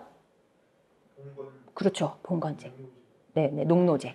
농노제는 노예제와 노동자의 중간 단계쯤으로 볼 수 있죠. 노예제는 거주 이전에 자유가 없었고 그리고 모두 24시간 구속돼 있었죠. 농노는 거주 이전에 자유는 없었지만 자기 가족을 꾸릴 수 있었고 약간의 사유재산을 가질 수 있었죠. 지금 노동자는 모든 자유가 다 있고 자기 노동력만 따로 떼서 팔 뿐이지 인신 구속되진 않았죠. 즉, 이 13, 14, 이 중세의 이 모든 체제를 바치는 그런 경제는 농노에 기반한 것이었죠. 이것이 무너지는 사건이 일어납니다. 패스트죠. 항상 역사의 가장 큰 전환점이 되는 건 이런 식으로 전염병이라든가 재해 이런 것들이 패스트가 흔들어 놓는 거죠. 패스트가 왜 농노제로 기반된 봉건제를 흔들었을까요? 많이 노동력이 죽어서 농노의 노동력이 귀해지면서 이때부터 이제 이 봉건제가 흔들리면서 서서히 자본주의로 가는 거죠. 그러나 모든 체제의 변형은 한 번에 일어나지 않고 서서히 전환기를 거치잖아요. 패스트를 기반으로 공고한 경제 체제이기도 했던 봉건 체제가 무너지기 시작하고 그다음에 인클로저 운동이 또 있었죠. 15세기에서 16세기. 인클로저 운동을 짧게 얘기하면 공공재로 쓰이던 그런 수많은 땅들에 선을 치고 이건 내 땅이야. 너네 나가 하고 거기에 양을 기른다거나 이렇게 해서 산업자본의 기반이 될 그런 일을 하는 땅을 개개인이 소유하기 시작한 게 인클로저 운동이죠. 그래서 인클로저 운동으로 인해서 모든 땅에 임자가 생기게 되는 거죠. 그 전까지는 사실은 땅은 누구 거였다? 왕의 땅이었죠. 또는 왕이 하사해준 영주의 것이거나 왕의 땅이나 영주의 땅이었다는 말은 다른 말로 하면 사실은 공공의 땅이라는 말도 되는 거죠. 마을 주민들이 그냥 같이 쓸 수 있는 거예요. 말로는 영주 거라고 하지만. 인클로저 운동이 일어나면서 이게 박살이 나는 거죠. 그래서 사유재산이 이제 엄청나게 강화되고 마녀 사냥도 있었고 그 다음에 정말 자본주의 발달 역사에서 중요한 게 이제 1차 산업혁명이 일어나는 거죠. 18세기 중반이면 1700 몇 년이라고 할 수 있는 거죠. 1760년 정도. 그렇죠, 그렇죠. 자, 1차 산업혁명이 왜 혁명일까요? 자, 그 전에는 공장이 있었을까요? 13, 14, 15세기에는 공장이 있었죠. 그런데 왜 이때는 공장이 있었는데도 산업혁명이라고 안 했을까요? 그때 있었던 공장은 다 모여서 같이 물레를 돌리거나 그렇습니다. 수공업. 같이 모여서 사람이 뭘 만들거나 아니면 동물이 동력을 제공하는 거예요. 마차를 끌거나. 1차 산업혁명은 그게 아니라 기계가 하는 거죠. 살아 숨쉬는 생물의 힘이 안 들어가는 거예요. 그래서 산업혁명이죠. 1차 산업혁명의 동력은 뭐였다? 증기와 석탄이었습니다. 그래서 산업혁명이죠. 생명력이 안 들어갈 수 있다는 거. 2차 산업혁명은 동력이 뭐였을까요? 전기였죠, 전기. 증기보다 훨씬 더 큰 규모의 에너지를 낼 수 있었고, 이 2차 산업혁명으로 지금 우리가 생각하는 이 대량 생산 이게 되는 거죠. 지금 생각하는 이 자본주의 산업경제가 이 2차 산업혁명 이후가 되는 거죠. 뭐 1차 산업혁명도 중요하지만. 그리고 이제 3차 산업혁명이 이제 컴퓨터 나오고, 지금은 이제 4차까지 왔죠. 그래서 자본주의로 가는 이 긴 여정이 다 영국에서 일어났죠. 시장경제의 이 발알을 치면 1차 산업혁명이 영국에 있는 그 증기, 수력 이런 걸로 통했으니까 다 그 영국에 있는 강가에서 처음에 일어났잖아요. 그래서 영국에서 시작돼서 옆 나라로 번져가서 여기서 알 수 있는 건 뭐냐면 14세기의 패스트로 인해서 봉건경제가 흔들리면서 이 몇백 년에 걸쳐서 자본주의가 이렇게 그 산업혁명 이런 걸 통해서 과학기술이 발달하고 자본주의 시장경제가 서서히 이렇게 정립되어 왔다는 거죠. 몇백 년에 걸쳐서. 그래서 이제 그 다음, 아까 그거는 시장경제에 관해서 본 거였고, 이제는 그 2대 뼈대, 시장경제와 민주주의. 그래서 민주주의가 어떻게 정착이 되려고 보면 이제 자유주의로 거슬러 올라가야죠. 자유주의는 한 400년 정도, 더 넓게 잡으면 500년 정도라고 치면 되게 오랜 역사를 거치면서 거의 문어발처럼 여기저기 확장됐기 때문에 대단히 많은 개념을 포괄하는 개념이 됐죠. 그래서 어떻게 보면 그 개인 인권, 개인의 자유의지의 신장이라는 면에서 보면 민주주의에 대단한 도움을 줬지만 이 자유를 강조하는 게 사적 소유의 강조, 주로 우리나라에서는 이게 강조되고 있죠. 사적 재산권의 소유에 방점이 찍히면 그 사회민주주의 또는 공화제로서의 민주주의에는 굉장히 적군이 될 수도 있는 그런 사상이죠. 그런데 여기서는 자유주의를 되게 민주주의에 되게 좋은 공헌을 했던 측면에서 발전 역사를 따지도록 하겠습니다. 굉장히 광범위한 개념이니까. 그래서 자유주의는 원래는 왕만 혼자 갖고 있던 거를 그 옆에 있었던 몇몇 귀족이 자, 우리랑 나눠 가져 해서 시작된 거죠. 그랬다가 그게 점점 퍼지는 과정이었던 거죠. 그랬다가 이제 부르주아지. 왜 귀족 니네 몇몇만 갖고 있어? 토지 지주만 갖고 있는 거 안 돼. 우리 상공업한 우리도 가질 거야. 이렇게 해서 일어난 게 프랑스 혁명. 거기서 더 나가면 여성도 뭘 가져야 돼 해서 여성혁명. 이런 것들이 이렇게 계속 어떻게 보면 이 자유를 누리는 사람의 범주가 이렇게 계속 확장돼가는 역사였던 거잖아요. 거기서 자유주의가 큰 역할을 했죠. 그래서 여기를 빨리빨리 넘어가겠습니다. 그래서 자유주의는 일단 가장 큰 특성이 개인주의죠. 개인주의. 사회보다는 그 안에 있는 개인의 권리를 중시하는. 그래서 그 유럽에서 자유주의가 발달할 수 있었던 한 그런 여러 요인이 있는데 이 프로테스탄티즘도 있는 것 같아요.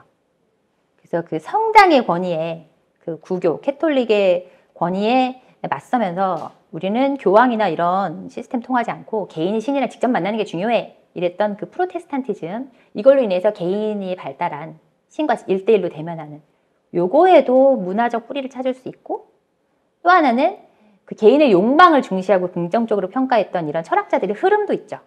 홉스나 휴me, 벤담 이런 거. 그러니까 개인이 갖고 있는 자기를 잘되게 하고 싶은 여러 욕망들을 부정하지 않음으로써 자본주의나 상업 욕망 이런 거를 긍정하는 거예요. 이 비슷한 시기에 우리나라에서 그 산업공상 이래서 상업이 천대받았던 거하고 비교해보면 굉장한 차이죠. 문화적으로 굉장히 달랐던 거죠. 그래서 욕망을 긍정적으로 평가하는 특성이 있었고, 그리고 출발은 개인의 자유를 쟁취하기 있었으나 이제 시공간을 거치면서 변형됐고, 자유주의의 적이 개인보다 사회 혹은 국가를 중시한 유토피아를 자유주의는 다 싫어했어요.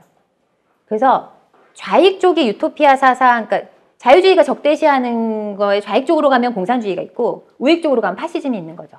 전체를 중시하는 사상을 자유주의는 싫어하죠. 아이고. 그래서 자유주의가 이제 많은 걸 포괄하게 돼요. 왜냐하면 자유는 아무데나 갖다 붙이면 다 자유잖아요. 변형되면서 적도 많이 생겨나고 양쪽에서 다 공격을 받을 수도 있고 양쪽 다 자기가 자유주의라고 할 수도 있는 이제 그런 사상으로 폭넓어지는 거예요. 그래서 마르크스를 신랄하게 비판한 그런 자유주의적 프랑스 지식인 대표적인 인물이 있었죠. 이 오빠. 누구죠? 아, 기쁨 모르시는 게 있군요. 그렇습니다. 우리 오빠. 지금도 사랑받는 우리 오빠. 요즘에도 이분이 쓴 뭐가 나왔는데 딱 그 앞에 역시 이분 초상을 박아서 팔더라고요. 이분이 60대 안 돼서 돌아가셨죠. 차 사고로. 이렇게 빈정됩니다. 한 사람의 희생이 전 인류의 구원에 공헌하는데 그까지 개인들의 희생 따위가 무슨 상관이 있는가라면서 마르크스를 엄청 빗댔어요. 똑같은 지식인이었지만 사르트르는 대단히 공산주의를 굉장히 오랜 세월 동안 옹호했는데 까미는 정반대였죠. 그래서 나중에는 사르트르도 약간 누그러지긴 했지만 까미는 굉장히 이른 시기에 그 공산주의에 서려 있던 그런 전체주의와 비인간 이런 거를 되게 앞장서서 비판하고 지식인들 사이에서 좀 따도 좀 당하고 이랬던 인물입니다. 그래서 대한민국 버전의 자유주의는 되게 이상한 개념에 대해서 우리는 특히나 요즘 들어 어떤 분이 자유 너무 많이 외치셔가지고 자유 그럼 왠지 나쁜 것 같이 느껴지는 그런 게 있잖아요. 근데 자본주의도 그렇지만 그나마 따지자면 자유주의와 자본주의 중에서 단번에 이식되는 거는 경제 쪽은 이식될지만 자유주의는 절대로 단번에 이식될 수가 없는 거죠. 이 서양만 해도 얼마나 오랜 기간에 걸쳐서 이루어진 거예요.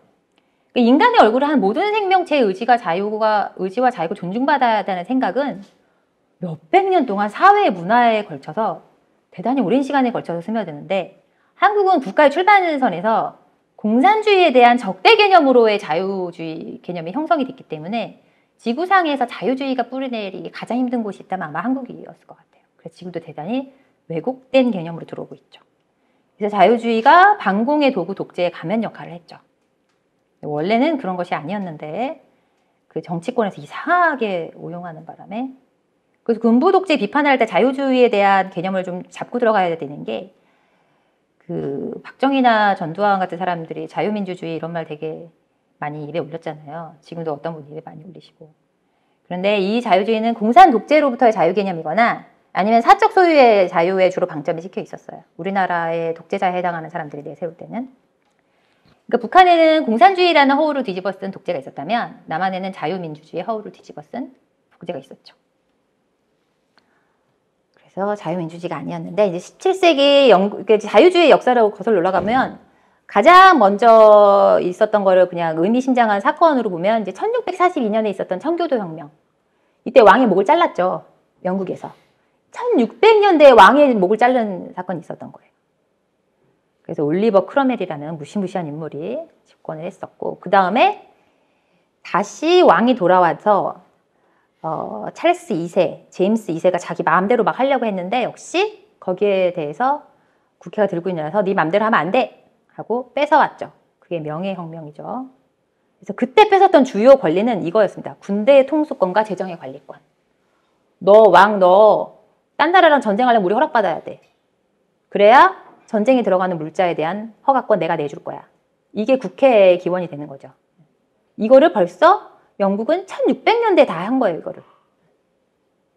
이거를 보여주는 이유는 아시겠죠? 자유주의가 그렇게 오래된 역사로 하나씩 쟁취해 나가는 과정이었던 거예요. 이 자유의지를 가질 수 있는 사람의 범위가 넓어지는 과정의 시발점이 영국에서.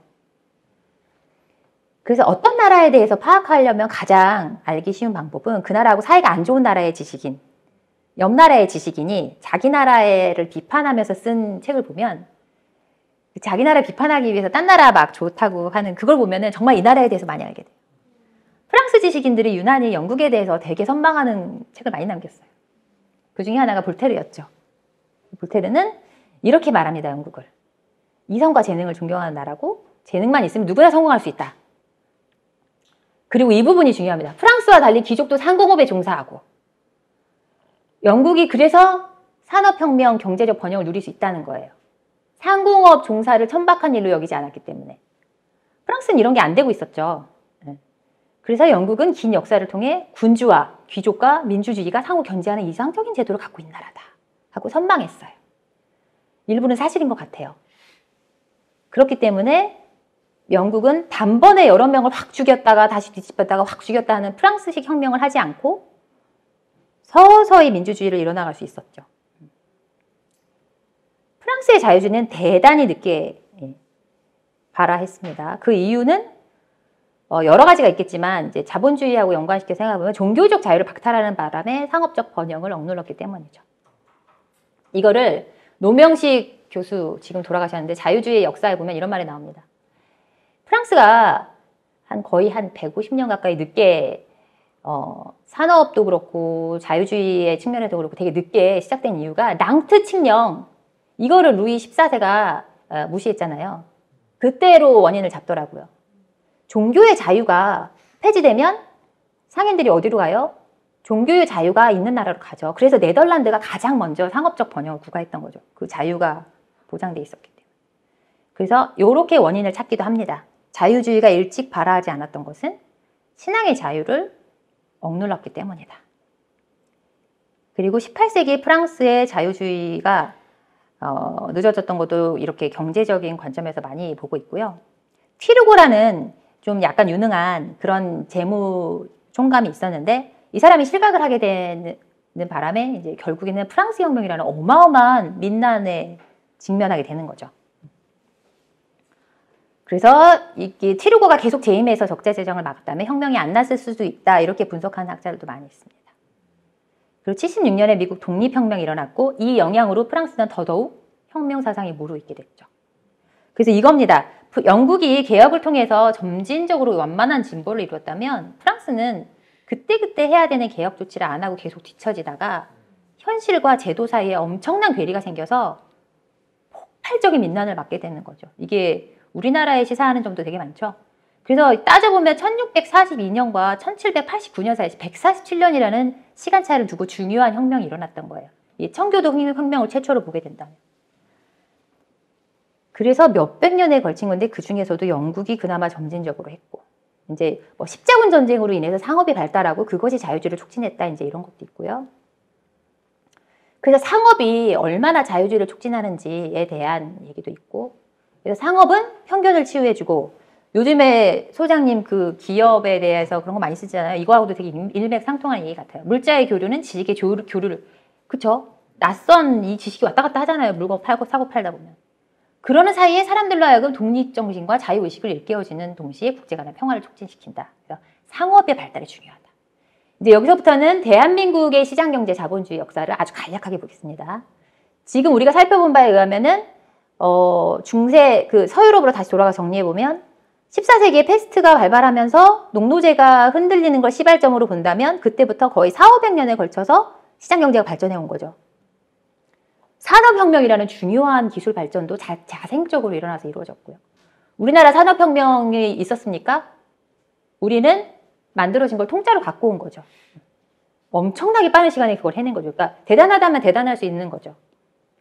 그러나 그 부작용이 얼마나 큰 것이겠어요. 다른 나라가 400~500년에 걸쳐서 했던 거를 70년, 우리 건국일 48년이니까 70년으로 치면 당연히 부작용이 많겠죠. 그래서 시장경제 역사를 간단하게 보면 1950년 3월 10일에 농지개혁법을 만들었는데 이거를 개정안으로 집행되지 못했다가 50년 6월 21일에 전쟁 발발 4일 전이죠. 맞나요? 시행합니다. 근데 이렇게 사실상 닥쳐서 했던 이게 행운이기도 하겠죠. 이게 산업화의 뿌리가 되는 거죠. 그래서 농지개혁법과 한국전쟁으로 자본주의 발전 역사에서 가장 중요한 지주 계층이 그냥 날아가 버린 거예요. 보통 자본주의가 진행될 때 가장 많은 이게 붙는 게 귀족 지주 계급하고 상인 자본가 계급이잖아요. 이게 붙은 결정적인 게 프랑스 혁명인 거잖아요. 이게 우리는 이 농지개혁법과 한국전쟁으로 대단히 간단하게 소거된 거죠. 지주제의 저항이. 전쟁만 없었어도 지주들이 좀 저항했을 수도 있을 것 같아요. 근데 이걸 시행한 지 며칠 내에 터져버린 전쟁으로 그냥 일거에 해소가 된 거죠. 지주 세력의 저항이. 이게 있었겠으나. 그래서 이게 1960년대부터 산업화를 이루어갈 수 있는 뿌리가 되는 거죠. 그래서 봉건제에서 근대 자본주의 산업화로 가는데 이 두 가지 사건이 큰 씨앗이 되어준 거죠. 의지가 있었던 없었던.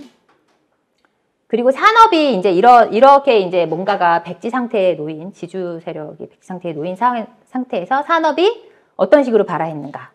이건 일종의 재산의 재분배 같은 과정인 거잖아요. 적산 가옥을 불화하거나 그러니까 일본이 갖고 있었던 아니면 적산 기업들 일본이 갖고 있었다. 이걸 불화하는 과정인데 이것도 대단히 연줄로 많이 됐죠. 삼성의 그 이병철 씨 아버지가 이승만 대통령하고 친구였던가 그랬다고 해요. 그래서 맨 처음에 삼성이 의미 있는 뭔가를 할 때 이승만 정부를 찾아가고 막 이런 장면도 나오죠 아마 거기서. 네네네.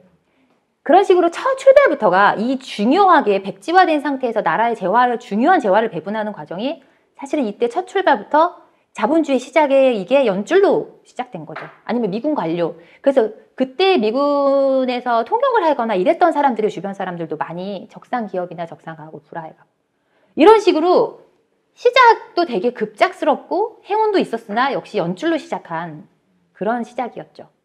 그러니까 영국이나 프랑스에서 몇백 년에 걸쳐서 할 것을 우리나라는 이런 식으로 단번에 대단히 기형적인 방식으로. 그리고 이제 박정희 정부 들어가면서 경제개발계획, 정부가 주도해서 수출산업 육성하고 중화학교업 육성하고 이랬던 것들이 다 아까 서유럽의 발전 과정에서 이게 압축해서 이렇게 되는 거죠. 산업혁명 이런 것도 다 이 안에 들어가 있는 거죠. 우리는 다 있는 기술을 가져다가. 그러니까 만만치 않은 일이었죠. 박정희 대통령의 공과 가가 있겠지만 어쨌든 그렇게 급격하게 산업화를 달성하는 데에는 능력이 없었다고 볼 수는 없었다고 저는 생각합니다. 물론 잘못한 것도 많이 있지만 그거를 볼 수밖에 없는 것 같아요. 왜냐하면 우리는 근대화를 정말 강제로 했어야 되는 상황이었기 때문에 일단 물질적인 풍요를 이루어야 뭔가를 하는데 물론 방법상 잘못된 거 되게 많았지만 무시할 수 없는 것 같아요. 이 시장 경제를 뿌리내리게 한다는 것이 대단히 빠른 시기에 이제 이번에 민주주의 측면에서 보겠습니다. 근대 국가를 이루는 두 가지 축, 자본주의와 민주주의. 이제 민주주의로 가면 45년에 미군이 점령해서 3년 동안 미군이 통치했죠. 존 하지라는 미군 중장이 했어요. 불행히도 이 사람은 인문학적 지식이 하나도 없었어요. 저기처럼. 위컴처럼. 군인 중에 군인이었어요. 정말. 그래서 대단히 우리나라가 자생적으로 갖고 있던 건국준비위원회나 이런 거를 다 싸그리 무시합니다. 그리고 이때가 이제 소련하고의 대치 상태가 막 시작되는 국면이었기 때문에 뭔가 공산주의랑 친해 보이는 건준 이런 걸 용납할 수가 없는 거예요. 그래서 우리나라에서 그나마 자생적으로 피어났던 건국동맹의 후신인 그거를 무시한 거죠. 상륙해서 9월 달에. 그러니까 8월에 우리가 그걸 세워서 인민공화국 같은 거 만들고 어쨌든 허접하게나마 하고 있었는데 그거를 전혀 받아주지 않고 싸그리 무시해버린 거죠. 그렇게 3년 동안 미군이 점령을 해서 아까 말했던 그런 적산거, 구라 이런 거를 다 연줄에 의해서 불허를 하면서 그런 식으로 되게 변칙적으로 질서를 잡아가다가 48년에 최초로 이제 국회의원 선거가 됩니다. 이게 우리나라 국민이 1900년대에 들어와서, 그러니까 역사상 처음으로 평범한 사람들이 선거를 해본 최초의 경험인 거죠. 우리는 이것도 이런 식으로 맞았던 거죠. 갑자기. 이 선거권을 쟁취해왔던 그 서유럽의 역사에 비하면 우리는 정말 all of a sudden인 거죠. 하루아침에. 그래서 그때 어쨌든 투표권이 이렇게 갑자기 들어왔고 48년 7월에 헌법이 제정됐고 공포됐고 여기서 이제 기본권 보장 이런 말이 들어갔죠. 그리고 이때까지만 해도 대통령을 직접 뽑지 않았는데 52년에 이승만 대통령이 자기가 국회에서 뽑히면 안 뽑힐 것 같으니까 변칙적으로 개헌을 해서 대통령 직선제로 바꿨죠. 그러니까 대통령을 직접 뽑는 제도마저 이렇게 초대 대통령의 사적 이익에 의해 이런 식으로 설정돼서 치러졌던 것이죠. 그러니까 이 민주주의가 들어오는 역사도 보면 정말 너무 갑자기 앞뒤 맥락 없이 상황에 따라 연줄에 따라 이렇게 너무나 급작스럽게 들어온 거죠. 그래서 민주주의 그 후의 역사를 보면 이제 이런 일들이 있었죠. 민주주의의 대척점에 섰던 역사들. 61년에 쿠데타 있었고 72년에 유신돼서 거의 대통령이 종신 왕이 되는 그게 이제 그 독재자가 사라진 자리를 또 다른 독재자가 들어와서 79년에 12.12 쿠데타를 일으켰고 80년대 대규모 항쟁이 있어서 엄청난 국민의 희생을 봐야 했고 마침내 87년 6월에 직선제를 선취해서 그나마 민주주의의 기본 골격을 실행할 수 있게 된 거죠. 그리고 선거에 의해서 정권을 교체하는 게 이제 되풀이 되고 기본은 지금 되고 있는 거죠. 기본은. 그래서 이겁니다. 서유럽에서는 1642년의 청교도혁명과 1760년대 1차 산업혁명 이후에 약 400여 년간에 이루어져 온 자본주의 시장경제와 민주주의를 대한민국은 70년 만에 임의적으로, 불규칙적으로, 돌발적으로, 우연에 기대어 행했죠. 전두환은 그 과정에서 튀어나온 가장 극단적인 돌연변이었던 거죠. 그래서 우리는 외국에서 들어온 자본주의와 민주주의의 외피를 두르고 있긴 하지만 실제로는 아직도 근본적으로 이 에토스라 그래야 될까요? 이게 왕조시대 개념이 너무 많이 남아있죠. 예를 들어 대통령이 왕처럼 군림하잖아요. 임명할 수 있는 자리도 엄청나고, 그리고 대통령을 국모로 많이 부르죠, 지금도. 그리고 정치인을 그 과잉 의전, 정치인을 국민의 서번트로 보는 게 아니라 벼슬아치로 보는, 이거 지금도 엄청 행행하고 있잖아요. 그러니까 신분제가 아직도 제대로 극복됐다고 볼 수는 없는 거죠. 근데 이게 되게 아이러니하게 대조를 이루는 이 남아있는 흔적을 보면 제사가 되게 재밌는 건데, 원래는 제사는 양반들이 지내는 거였잖아요. 국민의 20, 30%만 지내는 거였단 말이에요. 지금은 에브리바디 다 지내잖아요. 이게 신분제에 대한 집착으로 볼 수 있는 거죠. 우리 양반 가문이었어. 이걸 나타내려면 제사를 열심히 지내서 증명해야 되는 거예요. 그래서 오히려 제사가 전 국민이 지내게 됐지만, 이 제사가 조상신을 믿는다는 개념인 건데, 이것과 비슷한, 그러니까 제사는 대단히 그래도 살아남아서 지금도 양반 가문인데 뭔가 뼈대 있는 집안의 제사를 지내는 것이냐 하는, 그게 지금도 남아있잖아요. 그러나 이것과 대단히 비슷한 굿이나 무당은 어때요? 대단히 천박한 미신 취급을 받죠. 이게 우리의 현재인 거죠. 우리의 전통 문화라고 불릴 것 중에 일부는 대단히 우리의 마치 어떤 뼈대인 것처럼 막 뭐 고조 할아버지 뭐 모셔놓고 제사 지내고 뭐 홍동백서 뭐 이거 다 지키면서, 어떤 거는 막 물리쳐야 할, 이게 무당이 하는 굿도 일종의 우리나라 전통 종교였던 건데, 이게 1970년대 새마을운동 때 엄청난 핍박을 받았죠. 그러면서 지금과 같은 그런 되게 희화화된 미신의 그런 일환이 된 거잖아요. 그래서 최근 다시 부활시키는 거군요. 그쵸. 왜냐하면 저는 무당에 되게 나쁜 짓도 많이 했지만, 사실 나쁜 짓은 어느 사람, 천주교에서도 나쁜 짓 많이 하고 교회에서도 나쁜 짓 많이 하잖아요. 근데 저는 그런 식으로 한 큐에 없애버린 것은 정말 부작용이 큰 일이었고, 그게 약간 박정희가 빨리 산업화를 이루겠다는 그런 어떤 일종의 강박관념에 의한 대표적인 희생양이었다고 생각을 하고, 그 무당이 하는, 제가 요즘 여기 또 무당에 관심이 많아져서 무당에 대한 이런 걸 많이 보고 있는데, 그걸 보면은 이게 일종의 마을 단위의 심리 치유 같은 축제였구나, 이런 느낌이 들어요. 무당이 하는 굿에서 가장 큰 특징이 뭐냐면 먹을 걸 엄청 나눠요. 모든 그지들이 다 와서 먹습니다. 그러니까 마을 단위의 일단 구휼이기도 했고, 심리 상담, 누가 죽었을 때 그 망자에 이입돼가지고 무당이 하는 게 진짜 그 죽은 사람이 오는 건지 안 오는 건지 우리는 알 수 없잖아요. 하지만 남아있는 사람한테 그게 너무 좋은 치유가 되는 거예요. 제대로 이별하는 의식이. 이런 얘기를 하면 안 되죠, 지금. 그래서 우리는 지금 어떤 상태에 있냐면, 우리가 생각하는 걸 말하지 않고 말하는 걸 행동하지 않아요. 우리 사회의 대표적인 특징입니다. 그리고 이런 모순을 생각해 봐야 돼요. 공교육에서는 우리 사람 위에 사람 없고 사람 밑에 사람 없다고 배우잖아요. 평등. 응? 서양에서 들어온 이걸 다 교육받죠. 집에 가면 어때요? 어른이 수저를 들기 전에 어디 수저를? 사람 위에 사람 분명히 있죠. 그리고 아빠 밥 먹어 하면 혼나죠. 아버님 진지 잡수세하고, 밥을 가리키는 용어에도 위아래가 있어요. 그러니까 집에 가면 다시 뭔가 조선시대 에토스로 돌아가는 거죠. 대단히 모순된 상황에서 분열적으로 살아있는 거고, 언어체계 자체가 견고한 경어체계죠. 생각해보세요. 유시민 전 장관님, 누구누구 전 국회의원님, 아주 높은 자리에 올라갔던 사람은 평생 그렇게 불러주잖아요. 직업을 신분으로 생각하는 거죠. 아직도 조선시대 에토스가 있는 거죠. 한 번 의원은 영원한 의원. 하지만 이런 거 들어보셨어요? 전 알바님, 전 미화원님, 이런 거 들어보셨어요?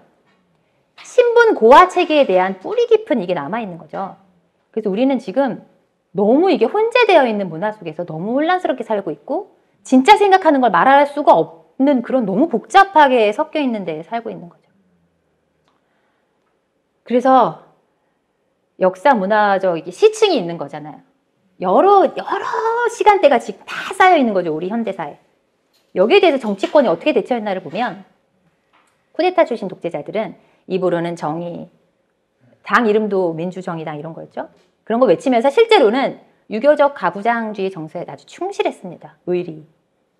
그리고 그걸로 공감을 얻었죠.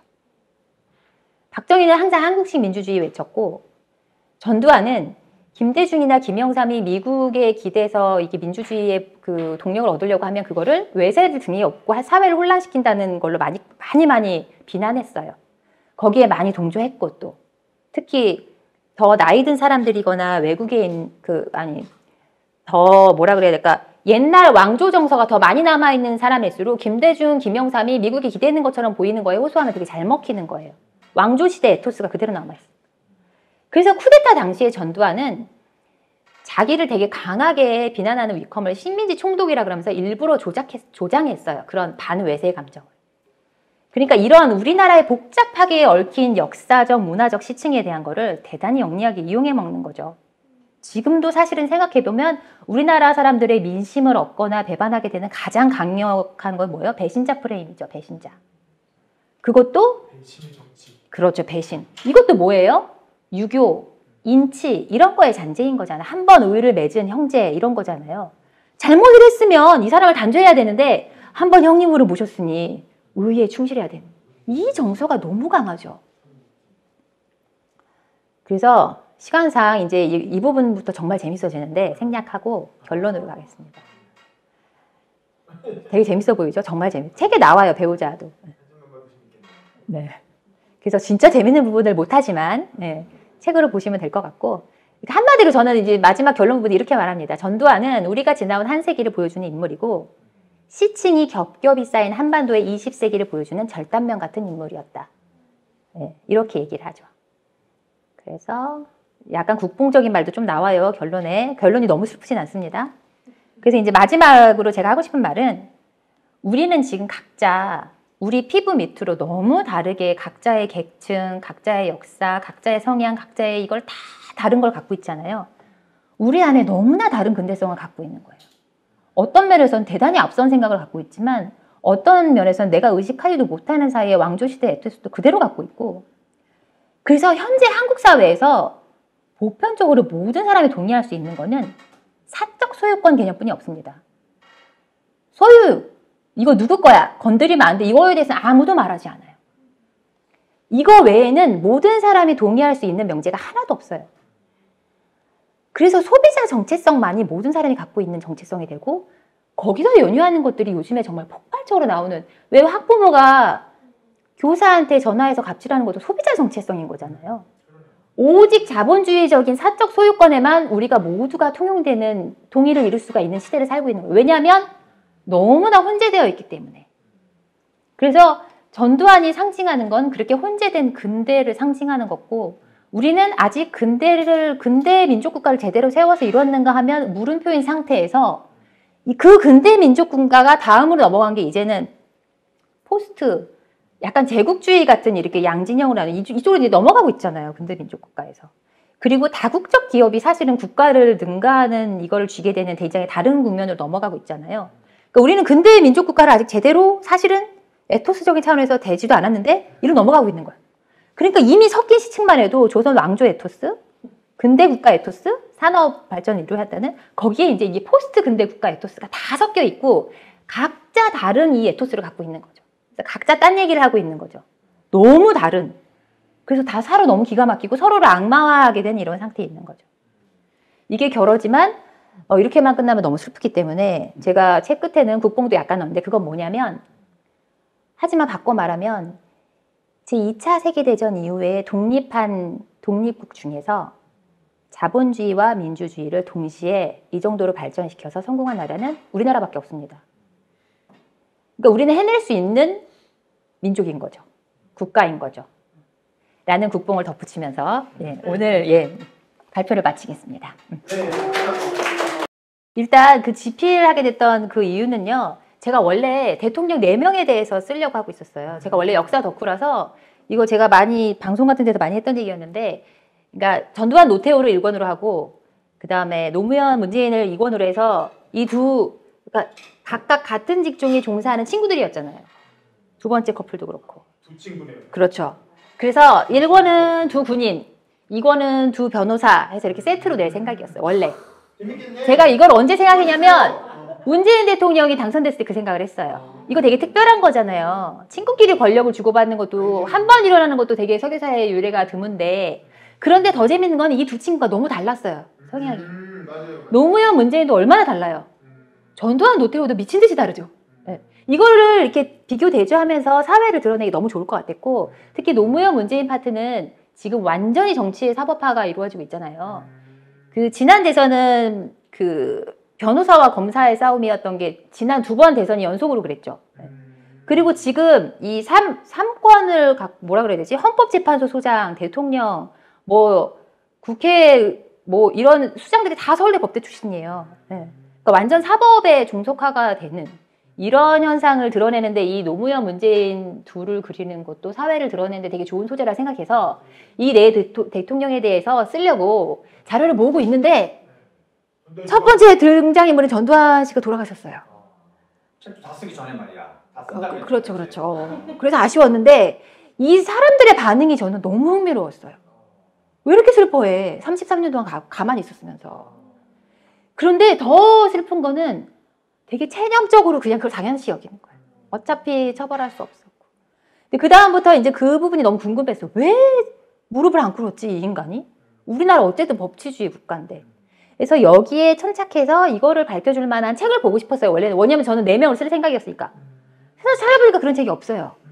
전두환에 관해 나온 책은 많아요. 많은데 대부분 다 엄청난 악마로 그리거나 엄청난 리더십의 화신으로 그리거나 이 둘밖에 물론 다 가치가 있어요. 특히 어떤 악마로 그린 거는 대단히 사료로서 가치가 있는데 저는 종합적으로 이렇게 사회를 드러내는 그런 책을 보고 싶었는데 없어서 그럼 이거부터 써야겠다 생각을 하고 썼던 거죠. 첫 장, 네. 네, 근데 제 머릿속에 한 100권쯤 쓰고 있기 때문에 그리고 그 보안사령관으로 삼은 거는 저는 그게 전두환 권력의 아주 핵심적인 시작이었다고 생각하거든요. 보안사령관은 사실은 거의 꼭대기에 있어요. 네, 삼권 분립이 이루어지고 있었지만 사실상 책에도 그 부분이 자세히 나오는데 보안사령관과 중정부장의 차이는 뭐냐면 중정부장은 민간인들의 정보를 관장하고 보안사령관은 군인들의 정보를 관장하는 거라고 아주 간단하게 얘기한다면 보안사령관은 사실상 민간인까지 다 볼 수가 있었어요. 왜냐하면 우리나라는 군이 의무제인 나라잖아요. 군과 관련되지 않은 민간인이 없는 거예요, 거의. 그래서 사실은 보안사령관이 제일 셌어요. 그래서 보안사령관 자리에 앉혔다는 거는 굉장히 신임했던 거예요, 박정희가. 그것도 되게 젊은 나이에. 그렇죠. 네네네. 49세. 굉장한 사건이었죠. 그때 이미 저는 우리나라가 대단히 중요한 모멘텀에 들어가고 있었다고 생각을 합니다. 그래서 아까 말했던 그 비유는 저도 굉장한 비유라고 생각하고 있습니다. 전두환이 어떤 지도자였는가? 네. 저는 이런 말을 제가 이 책을 쓰기 위해서 정말 많은 인터뷰를 하고 그 시기에는 만나는 모든 사람한테 전두환에 대해서 어떻게 생각하냐고 물어봤거든요. 생각보다 많은 사람이 전두환하고 관련된 어떤 뉴스를 갖고 있어요. 어떤 교수님은 자기가 전두환이 그렇게 교수하고 기자를 우대했거든요. 자기한테 동조해주는 사람한테는 막 집도 주기도 하고. 그때가 기자들도 제일 좋았어요. 그렇죠. 기자들도 그리워하고 있더라고요. 네.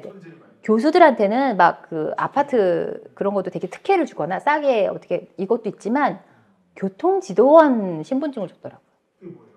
그래서 범칙금을 받을 위기에 처하면 그거 내밀면 되는 거예요. 면제부네, 면제부. 그 정도로 교수를 우대한 거예요. 그러니까 이 사람이 대단히 그냥 선악을 떠나서 지도할 줄 아는 사람이었던 거예요.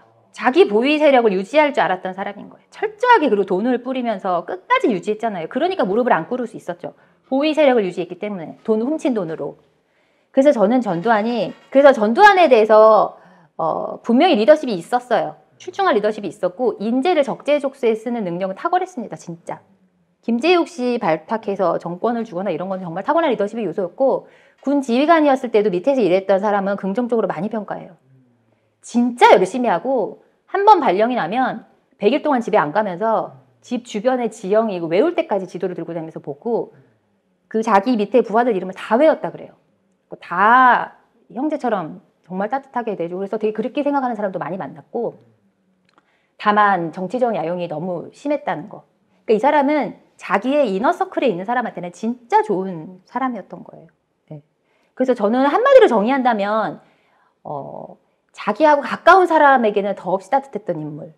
하지만 자기하고 아무 상관없는 사람에게는 잔인한 폭군이었다고 생각을 하고 사람이 진정한 그 사람의 격이나 품이나 결이 나오는 거는 나하고 아무 관련이 없는 사람을 어떻게 대해야 되냐. 특히 약자를. 거기 나온다고 생각하거든요. 이 사람은 어떤 원시의 등급이 있고 그 다음 게 있고 뭔가 이렇게 사람의 문명이 발전하는 단계가 있다고 한다면 한 1, 2단계 정도까지는 탁월했던 사람인 거죠. 그런데 이런 사람이 그 윗단계로 올라가지 못하고 그런 인물로서 정권을 잡게 되었던 것에 거기에는 우리나라가 강제로 근대를 빠른 시기에 수입해와야 됐던 이 비극이 이런 사람의 존재를 잉태하고 낳고 그 집권을 끝까지 유지하게 했던 그런 비극이었던 거라고 생각합니다. 알겠습니다. 오늘 강의 여기서 마치겠습니다. 감사합니다. 수고하셨습니다.